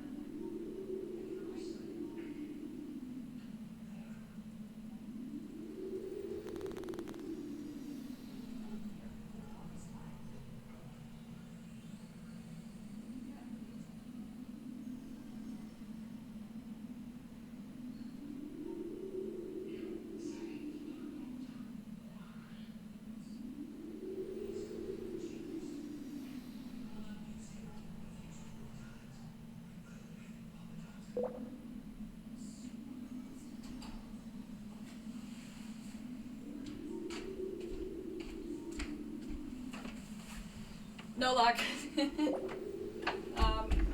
I got another theory on where it could be. Because I have boxes right here. I mean, if it were to be anywhere, maybe it's in a box. Like, this is not how I imagined the stream going. Man. See, the other problem is, it's not just like I don't have this for the stream, but like, the other problem is that I don't have it for later, because there's other things that, like, there's ideas I've been working on that were in it, and I just, oh, I'm out of breath. I don't know where they, I can't work on those other ideas if I can't find that notebook. Dang. I could have sworn I had it, like, right here. Man. Alright, what's popping in the chat? Let's see what's happened while I was out. So one man plus one. Oh, okay. I guarantee, yeah, I will probably find it the second the stream ends. Because, I mean, there's only so many places it could have gone. And it's not in those places for some reason. Oh my goodness, this is bugging me now. I gotta, like, Jimmy Neutron brain blast this and see if I can remember where I put it. Oh my god, if it was to be anywhere, it would be in there, but it's not in there, so where would it go? Walked away. Like, I had it for months, because I was in film school, and that's what I was using it for. No, there's no other... Wait a minute. Do I have another... No. Oh, this is gonna bug me. Like, of all things to lose, a notebook. I never lose notebooks. Dang it! Shoot. Where would I have put it?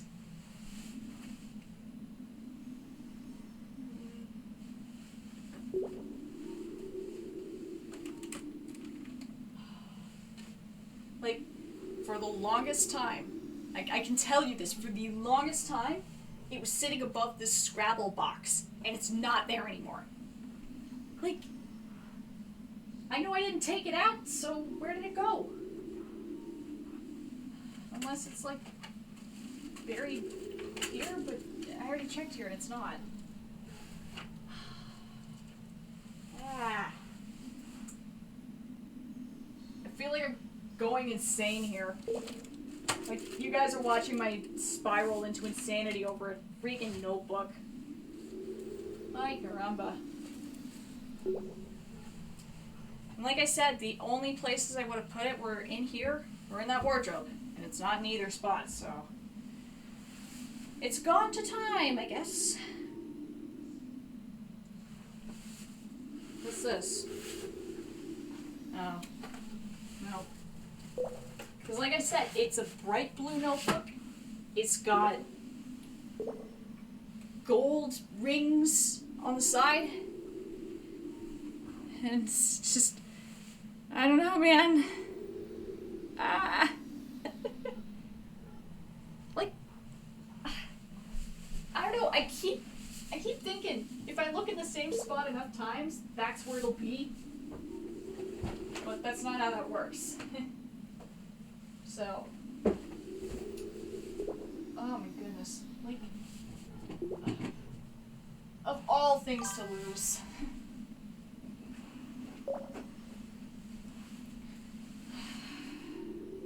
Going crazy in here. And I'm overheating. Yeah, I grew legs and walked away, I swear.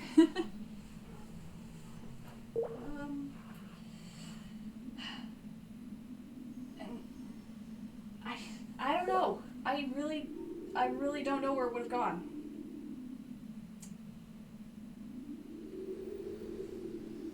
Ah.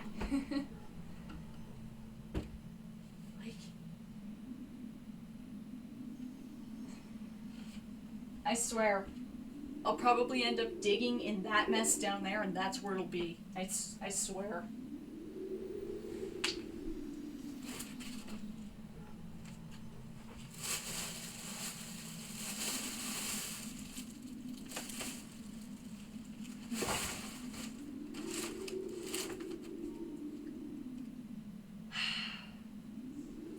Oh well. What's this? Okay, so this is not the notebook I was looking for, but it is a notebook with some stuff in it. It's just not the one I was looking for. Better than nothing, I suppose. Alright. Get some water in me.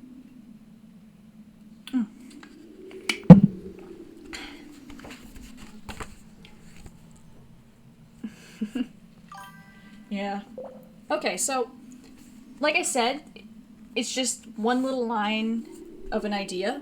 In the other notebook, I had pages and pages and pages, but for now, we're just gonna have to deal with half a page.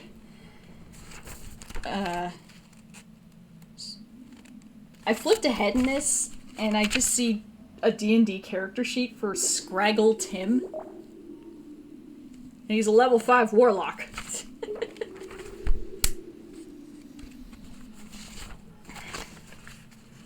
I don't know, man. Okay. Well, I'm gonna sit this right in front of me. Ugh, hiccups. Okay, so you want to play D&D so bad? Same. I really wish I would stream that, but it's been so long since I've played D&D. Well, yeah, I think I only played D&D like a little bit. Most of the time I was running campaigns. Not that I have anything against that. It's just every now and then you want to play, you know? And if I can find a ladder here, that would be fantastic. Alright, so let's see, what oh hey, the original Cinemaniac is in here too, that's funny. Yeah, it really sucked that that one fell through. But I mean, still got time to run a different one, you know? Where's the ladder? Alright, so, in this notebook, yeah. Someday, man.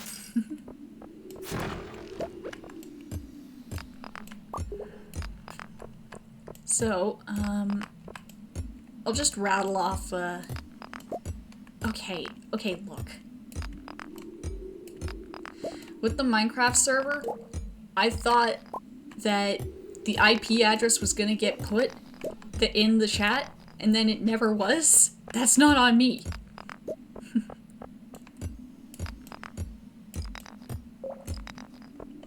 Hello, bat. So, I guess I'll just rattle off some of the short ideas here. So, let's see, what is in here? Oh, ha! First one I see is goofy as hell. So it was, the title of that one was Nothing to Fear But Deer Itself. And it was supposed to be like a Cocaine Bear type movie where the killer is just like a murderous deer with a shotgun. Like, I just know that movie would be funny as hell. One of the other ones I've got in here. Yeah! Yeah, you get the vision. You understand. So, what else have I got in here? I've got,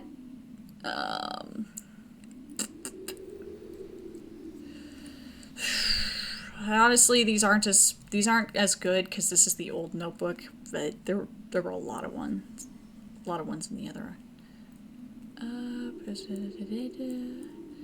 On up. objects. Man, most of these aren't even that good. Like, I read through the whole list here. Nothing to Fear But Deer itself was the only good one. Like, the rest of them don't even have plots. Like, I'm disappointed in this notebook, man. I wish I could find the other one. But I do have some ideas that I remember being in the other one. Okay, see ya later, alligator. So one of the ideas in the better notebook was, it was about an orchestra, and this was supposed to be a movie, so an ensemble movie, like The Thing, I guess. So what this movie was about is,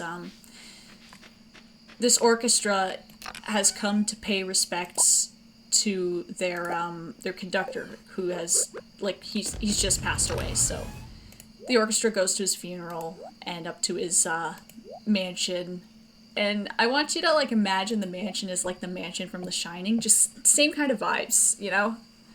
So they go to pay their respects, and they stay in his mansion for, like, I don't know if it's like an after party, but whatever you do after the funeral, I guess.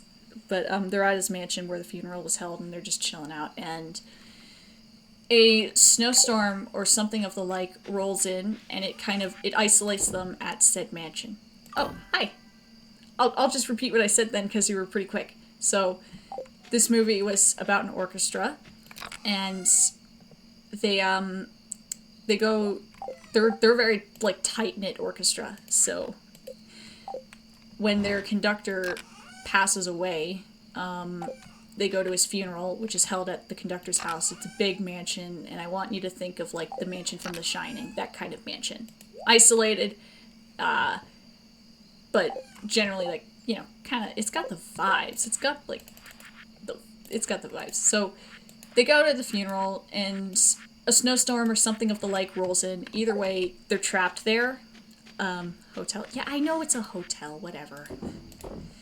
So, snowstorm rolls in, they're trapped at this mansion for a while, at least until the roads get cleared. Like, I haven't decided if it was a snowstorm that rolled in or if it was an avalanche, but somehow, someway, the road up there gets destroyed. Or at least blocked for a while. So, I'm just trying to decide between these two here, because, like, I usually pick minor, but I think geologist would actually be... Would geologist be better? I'm not sure. I think well, I'm going to be doing a lot of mining, so minor would probably be better. Anyway, so the whole premise behind this movie is, yeah, the conductor's dead, but he comes back as a ghost. And he's evil. I don't know why. Maybe the band did something to him in his life while he was alive, but, like, he's not happy. He's Vengeful Ghost. Oh, nice. So, Vengeful Spirit of the conductor comes back and is slowly picking off the members of the orchestra one by one. Now, this is where the cool part comes in. Because what I figured is, at the start of the movie, the soundtrack would be a full orchestra, like a full orchestral soundtrack. And as the characters get picked off, their respective instrument would be taken out of the soundtrack. So, like, right at the beginning of the movie, like, when people start getting picked off, I imagine you wouldn't notice if, like, a trombone was taken out of an orchestral piece. You wouldn't notice if a violin was taken out or whatever. But as you start having less and less people, and as the soundtrack gets thinner and thinner, then you'd notice.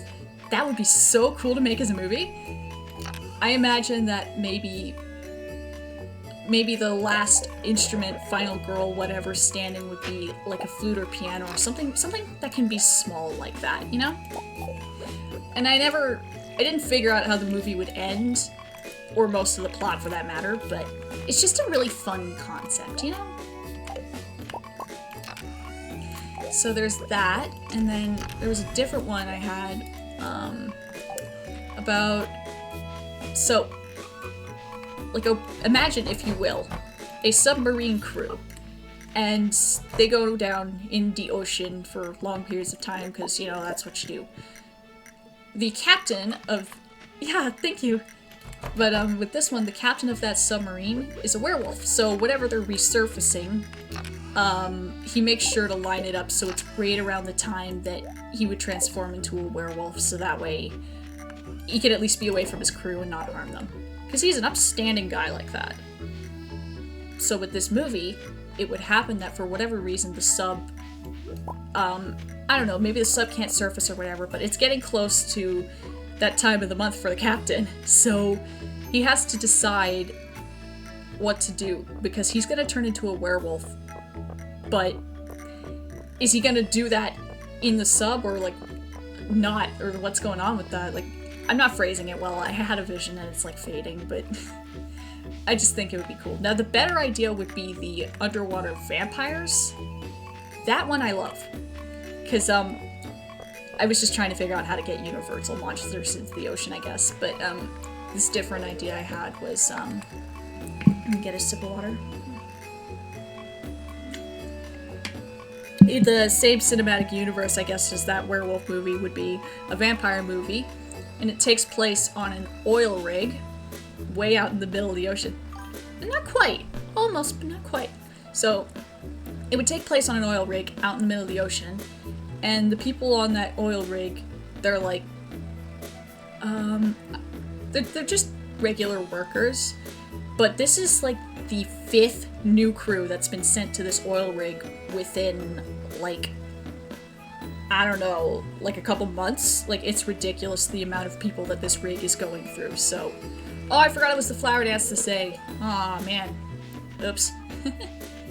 So, a lot of crews get sent out there because people just keep going missing, and they can't figure out why. So, this follows the most recent crew on this oil rig, and there's things about vampires in the vampire lore. So, sunlight burns them. They don't need to breathe because they're undead. And you can't see them in mirrors. So those are the 3 traits that I'm kind of focusing on with this movie, in that in the ocean, if you go deep down enough, there's no light. Vampires don't need to breathe, so they could be in the ocean. Submersibles and telescopes, a lot of them use cameras and mirrors, of which vampires don't show up in either of. So my thought was, they wouldn't see these vampires coming, they wouldn't know they'd be on this oil rig, and then they'd just suddenly have to deal with vampires. Like, could you imagine how terrifying that would be? How screwed up that would be? Because, like, there's nowhere you could go. You're just... Oh, I don't have enough hearts with anyone to, you know... But you got nowhere to go, you're stuck in the middle of the ocean, and it's vampires. Entire horror movie. I'm gonna have to skip the dance this year because I didn't focus on getting hearts up with anybody, so... Oops. The only reason I went was for the rare crow.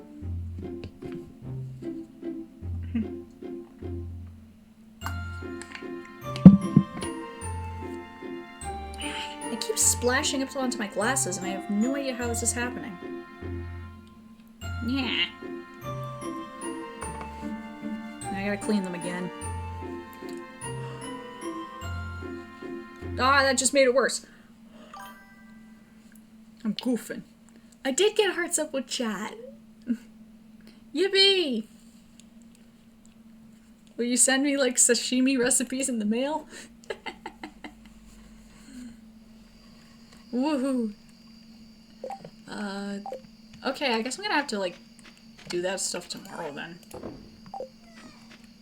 I could have gone to the mines today, I didn't even think about that. Ah!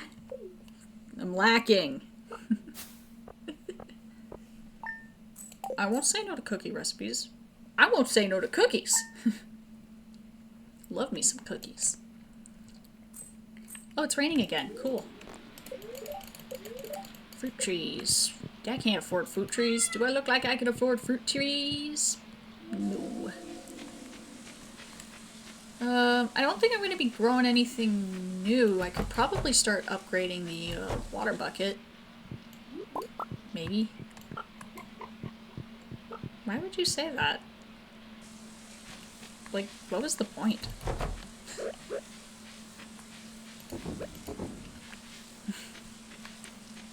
Mods, send that man to Brazil.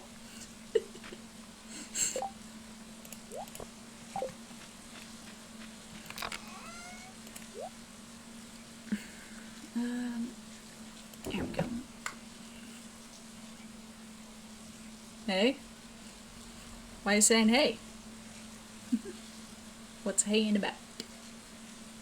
Oh my goodness. I attract too many people here. Fair enough.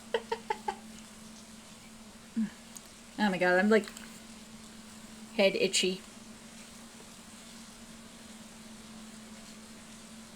Okay. Locking back in. Oh, I knew I had to get wood for Robin and I completely forgot to do it. Oops. I told her I would and then I just didn't. I'm a terrible neighbor.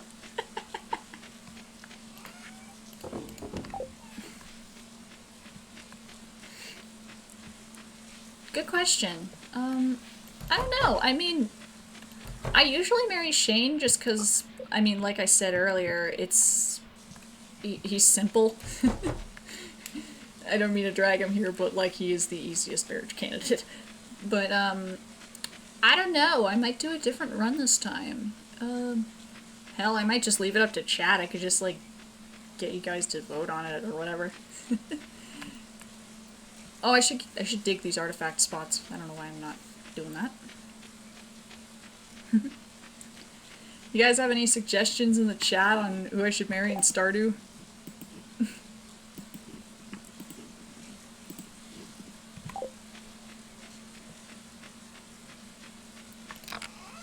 I need this.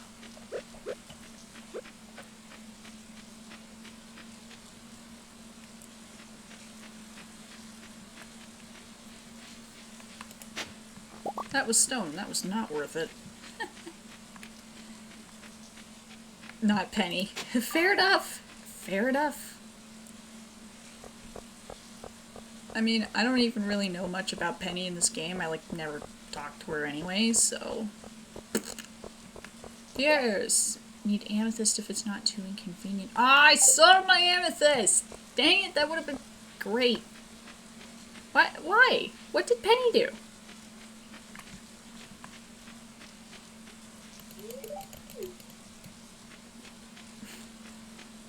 Like, what did Penny do wrong here to earn your ire?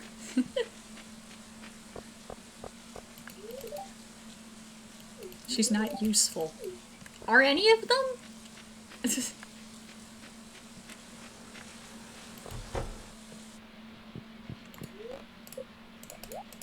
Crack my geodes, blacksmith. What's Abigail do?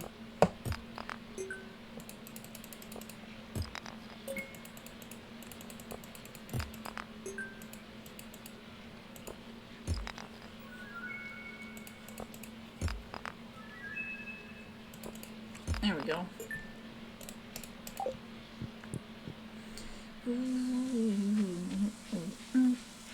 Back to the museum. We spent a night there once. The rocks came alive. Why am I getting DN'd?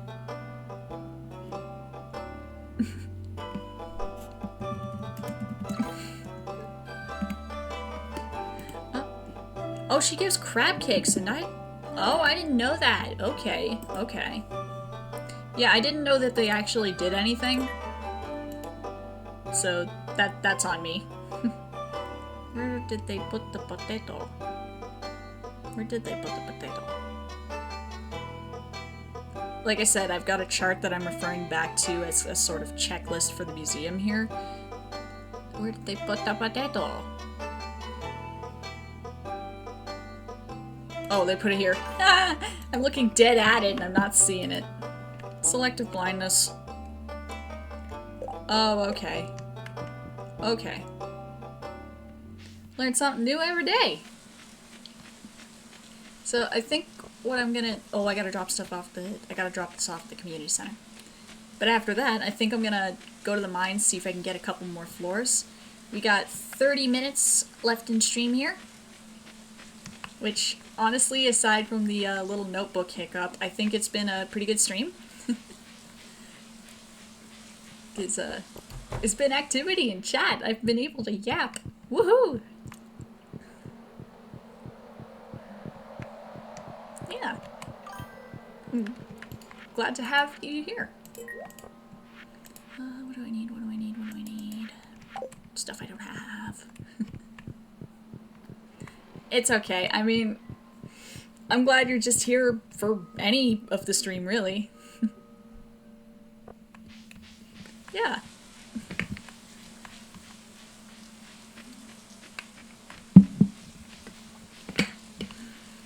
Hopefully, by the time I stream next time, so, little known fact, I have medication that I take to make my brain function, which I have run out of. So, hopefully, by next stream, I will have a refill on that, so I'll be able to think properly, because when I'm not on it, I don't yap as good on stream.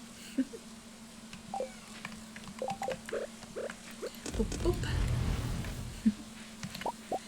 Like, it's not a bad thing, I struggle to talk more, because my thoughts are going faster than my mouth is.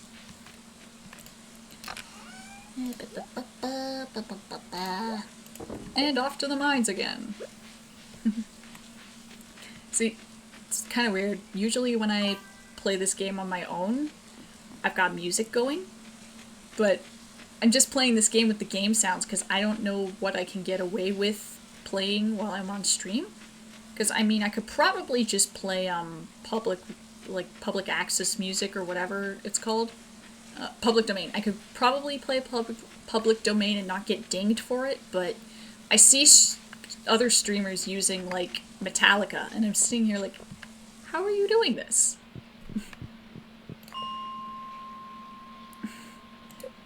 Yeah, that's true. I could just put on Stardew Valley music. Look, see? Brain int. Just trying to get to floor 75. That would be great if this ghost could stop accosting me. Leave me alone. I don't need you attacking me. I'll slay you again. Now you're a double ghost.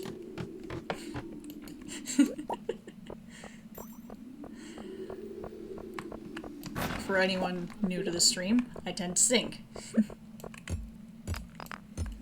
Looking for... Oh, that's a bone boy. That's a skelly. Don't throw your bones at me, dude. Leave me alone. I'm feeling really snacky. I didn't grab a snack this stream like I usually do. Musical moments, yeah. My life's a musical. Makes things happier. You, get out of here. Don't do this to me, Anjo. So, for context, last stream, I was fishing, and I was just singing, here, fishy, fishy, fishy, and I kept getting fish, like, the instant I started singing.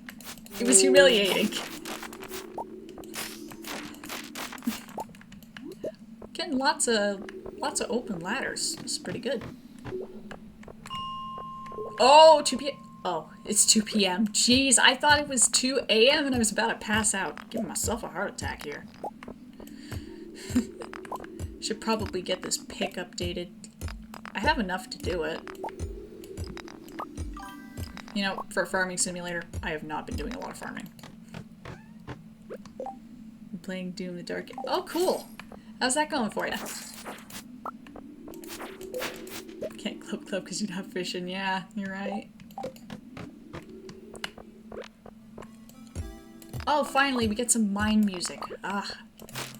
The silence is freaking me out, man. Oh, good. I'm glad you're having fun with that. The only Doom game I've ever played was Doom. Like, the first one. I did not do good. Maybe I should play that on stream sometime, though.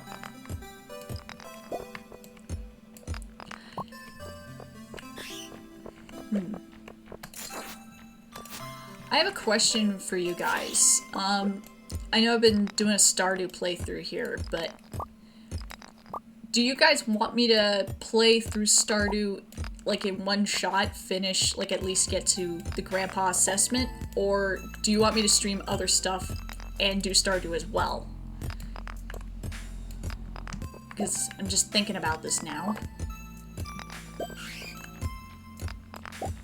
Because I don't want you guys, like, getting bored or anything. Because I know Stardew, like, it gets a little mindless at times. And I have loads of other games on my computer. And whenever I get my capture card figured out, I will stream Super Mario Galaxy. That will be the first thing I stream when the capture card is sorted. Because, like, man, it's so fun. Other stuff would be nice, too. Okay. Okay. Maybe both. Alright.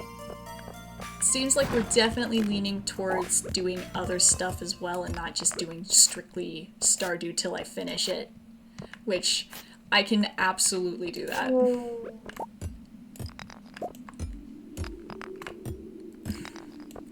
I guess the real question then would be, what else to play? Because I got lots of games. It's just a matter of picking one. Yeah, you skelly boys.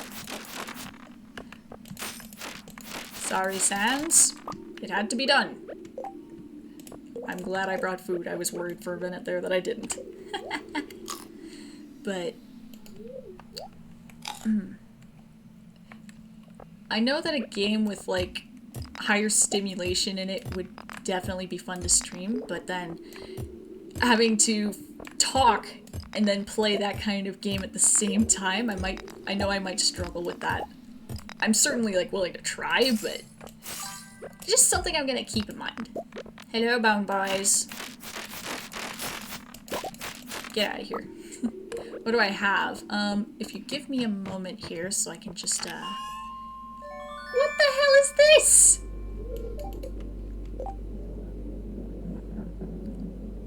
That's not much better than what I'm already using. Ah, ew. What I'll do here is I'm gonna run my little happy self home, drop some stuff off and sell some stuff, and then I can actually, I can show you the games I've got.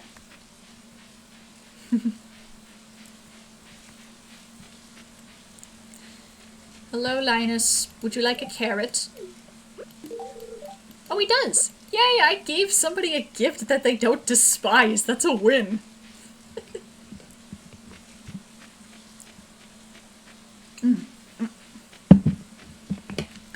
Every time I drink from this water bottle, it splashes me. Like, it is designed to mess up my glasses. Okay, so I'm just gonna get this stuff put away here, and then I will show you the games I've got. I got games on my phone. These can go in here. These can go here. I don't think I need bone fragments. Oh, wait, no, this is going off. What do I need bone fragments for? Oh, I only need 10? Oh, I have enough bone fragments! Wow! That's convenient. I think I'll run to the community center here and chuck those, because that's funny. Do I need to... this can go in here, actually. Smelt these first, because they smelt faster, and maybe they'll be done by the time I run back.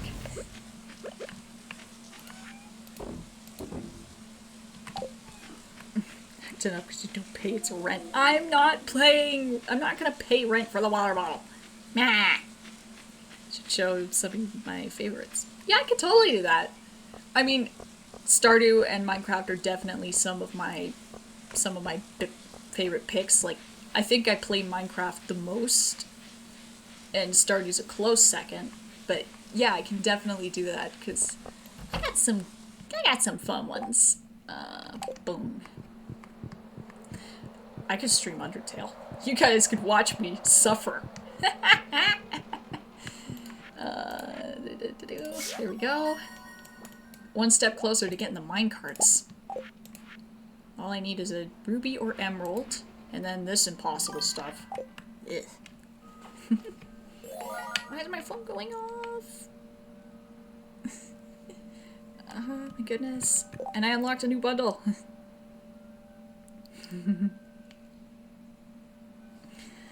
Alright, what am I doing? What am I doing? I'm gonna take a peek at that new bundle and see what it is, because we're playing with remixed bundles. Oh, it's still money, okay. I'm gonna save it for now, because I was gonna upgrade the pick and the watering can. So I'm not gonna do that bundle yet, even though I could knock out one or two of them. Yeah, I'm aware. I'm aware of what you guys would enjoy. I do have Deltarune. I could stream that too. I know why you're saying that.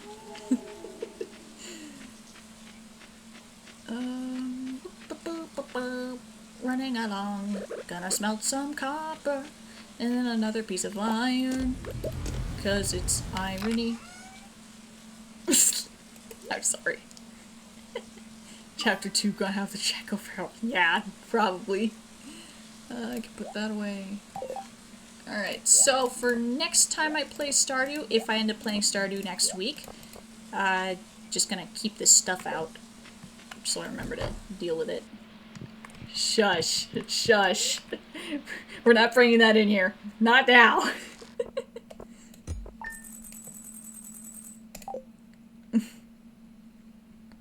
Oh yeah, chapter 3 and 4. Oh man, I'm looking forward to those coming out. It's been so long. Alright. No, I don't want this. You can do that later. But what I can do here is I can just open up my Steam and we can see what games I got in there. Granted, there are some games I cannot play on Twitch. Yeah, Alternarium background. I drew that background. I made that.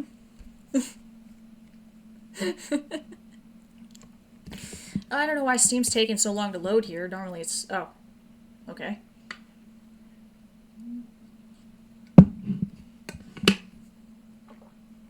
Waiting for Steam to boot on up. Don't give a crap about that. Bye-bye. Okay. So, I have a lot of games. Go to Chrome and put P. It loads up Pinterest. I know what you were thinking it was gonna load. But, alright, so, games I could play on stream. This is funny as hell. Kind of difficult in some spots, but very funny. I could play this. I do have web fishing, yeah! I would love to do this one on stream. This is a great game. I mean, there's some parts where it really, really slogs, but fantastic game. I'm gonna skip that one. If I was to play this one, I would do the 1 and 2 Deluxe, because this has the first game in it, but with the improved controls of the second game. So, you know what? I mean, maybe I could stream this next time? Maybe? It's really fun. It's difficult as hell, but it's very fun. I bought a turbo controller for this game. Roblox stream. I don't have a Roblox account! Oh hush. Hey look, it's the Atari Vault. Let's see. Binding of Isaac, I could definitely do this one. This one was fun. I could definitely play Blender, and y'all could watch me really suffer. Trying to, like, create a ball from a cube. Yeah, it's not happening. I don't know why I have Counter-Strike 2, but it is in there. Darkest Dungeon, I've barely played, so that would be fun to do on stream, because that would be, like, totally blind. I suck at this game. Don't Starve? I could definitely do Don't Starve. Epic Battle Fantasy 5. I'ma just say it, this game is goated. This is a really, really fun game, and I'm glad that they finally put it on Steam, because I was so worried that Flash going down would have taken it too, because I used to play this, not on Cool Math Games, but on a different site called Kizzy. I don't know if you guys know it, but it was really fun. Maybe I'll have to play this next stream then, because, like, it's an RPG. It's so fun. Fall Guys, I haven't played that in ages. Fallout Shelter, I'm not going to do that on stream because, like, I would have to yap so much to make up for the lack of gameplay. I've played this, not really a fan. Never beat this. I die on the very first animatronic every night. I can't beat this one. I don't remember buying this. I guess I have it, but I don't remember buying it. So that's weird. This is top tier. Chef's kiss, top tier. I don't remember what that is. This would be fun, but I would need people to play with. This is fun. Not great at it, but it is fun. I'm gonna skip these two because I know I can't play those ones on stream. Like, that is in the Twitch terms of service. I can't play those two. Kerbal Space Program I could totally play. I am so bad at this, but it's funny. It's really funny. Lethal Company, I would have to have people with. Not playing this one because it's pretty much the same as Fallout Shelter. This one is really fun. I could definitely play this one on stream, but it would be taking a lot of my focus because I'm not good at it. I don't know why this is in my Steam. This needs to be deleted. I'm not good at games where there's a lot of movement because I actually have trouble tracking it with my eyes. So when it's games that aren't as fast-paced, I am a lot better at them. Like Epic Battle Fantasy V, I'm pretty good at that. I would love to play Mortal Kombat if for no other reason than to meme as Johnny Cage.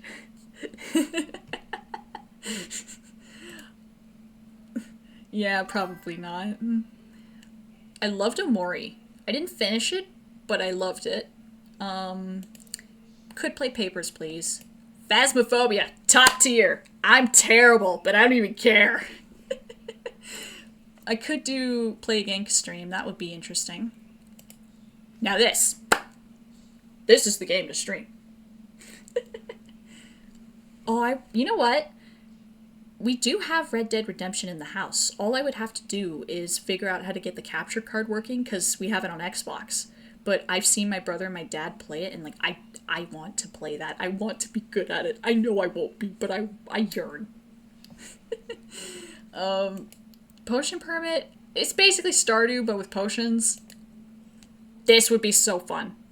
This would be delightful, but I'd need people to play. This was a phone app. I don't know why I have it on here. I could make a game in this one. I don't understand Civilization. Like, I feel like I would enjoy it if I knew what I was doing. Obviously, I got The Sims. I should start kidnapping my friends, yeah. But, I never played this. I don't know why it's in my Steam library. Superflight is fun, but this is one of those games where I'd have to be, like, talking about something the entire stream, because, like, it's one of those games you can just zone out to. Sim stream, yeah. I'd have to turn my mods off, because, dear God, I have a lot. But I could totally do a Sim stream. Now this is top tier for games to stream. Top tier. This is the one shooter game I'm actually kind of decent at. I've barely played Terraria. If you really want to see me suffer, I could put this on. Undertale, obviously. Very nice, very good. I have VR chat. I haven't played it, but I do have it. This one's fun, but I need people to play with. Web fishing is okay. This one's fun, but again, need people to play with. Yume Nikki would be cool for a stream. I think with that one, that would be a good one. Definitely. So, and I got Minecraft, I forgot, I have Minecraft too. But other than that, I think that's all the computer games I have. Because I have a Switch as well. I have a PlayStation 2. And I have the Wii downstairs. So there's definitely options there as well. Like I said, the second I get the capture card figured out, we're playing Super Mario Galaxy. That just has to happen. It's one of my favorite games. Point blank. You'll get there. You'll get there. I think I have Omori on my Switch too. I don't know why I have it on both, but meh. Also, these games are installed on my computer. I don't know why the icon is not showing up. That's a little busted. In OBS, I'm using it to stream right now, so I don't know why the icon's not there either. Things be happening. But yeah, so we've definitely got a pretty big library of, well, pretty big is relative, but a decent amount of games. I didn't get all the achievements in this. Which one am I missing? Oh, yeah, that's the one I'm missing. So, this game, all three of them, oh, I didn't get all the achievements in this one either? What did I miss? Oh, I didn't beat it on Halloween. But, yeah, these three games, which it's technically only two games, I've played the crap out of them. Like I said, I have a controller I bought specifically for it, which it was sitting on my desk, and now it's gone, because that's the theme of the stream today, just things going missing. But I have a controller that I bought for this game. It's a Super Nintendo controller, because I don't need a whole ton of buttons for this game. So it's a Super Nintendo controller, and it's got turbos on it, because this game reaches a point where the enemies take so much damage, and they're doing so much damage to you that you cannot shoot fast enough to kill them. So I got the turbo controller to mitigate that problem. There's still a bunch of really annoying parkour and whatnot in that, but you know what? I'm gonna stream this next stream. This is what I'm playing, because I gotta share this with you. It's so fun. There is one level I'm a little unsure about. There's one level I'm not sure if I can play just because of what it is. But the rest of the game I know I should be okay with. Yeah. Yeah, so next stream we won't be doing Stardew. I should probably update my schedule on that. But yeah, so oh, what do I mean? Well, okay. Okay, I will show it for a quick second here, because I don't know how Twitch is gonna take it. So if this gets me taken down, I'm blaming you specifically. But,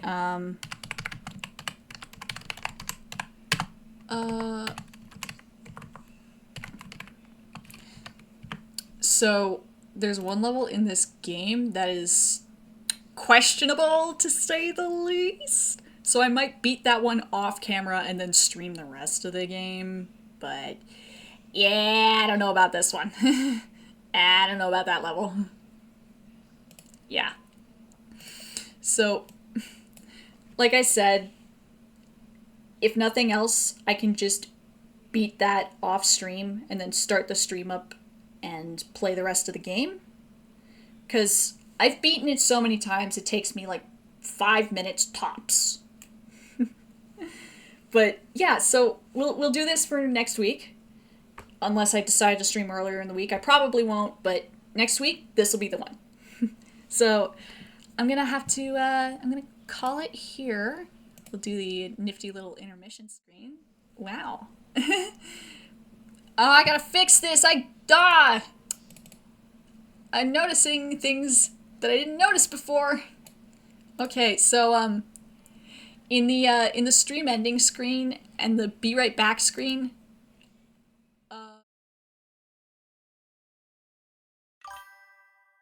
okay, I'm noticing a goof up. So the schedule, the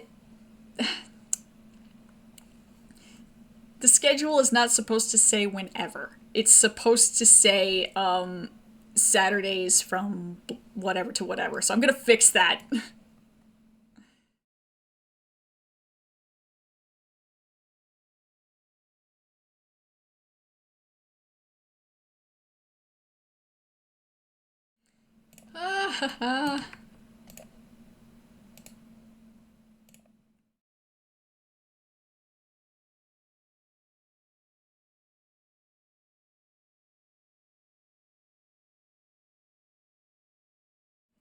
I got it fixed. Yeah, I don't know. I don't know how I didn't notice that before.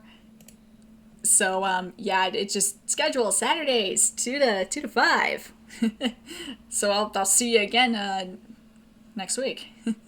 I don't know how I goofed that up on the other screens. That's my bad. But it was great playing Stardew with you guys. It'll be great playing a different game next week because boy oh boy I'm getting a little bored started. But I'm looking forward to seeing you guys there. Hopefully you'll be there. But I'm gonna call it for today. So sayonara.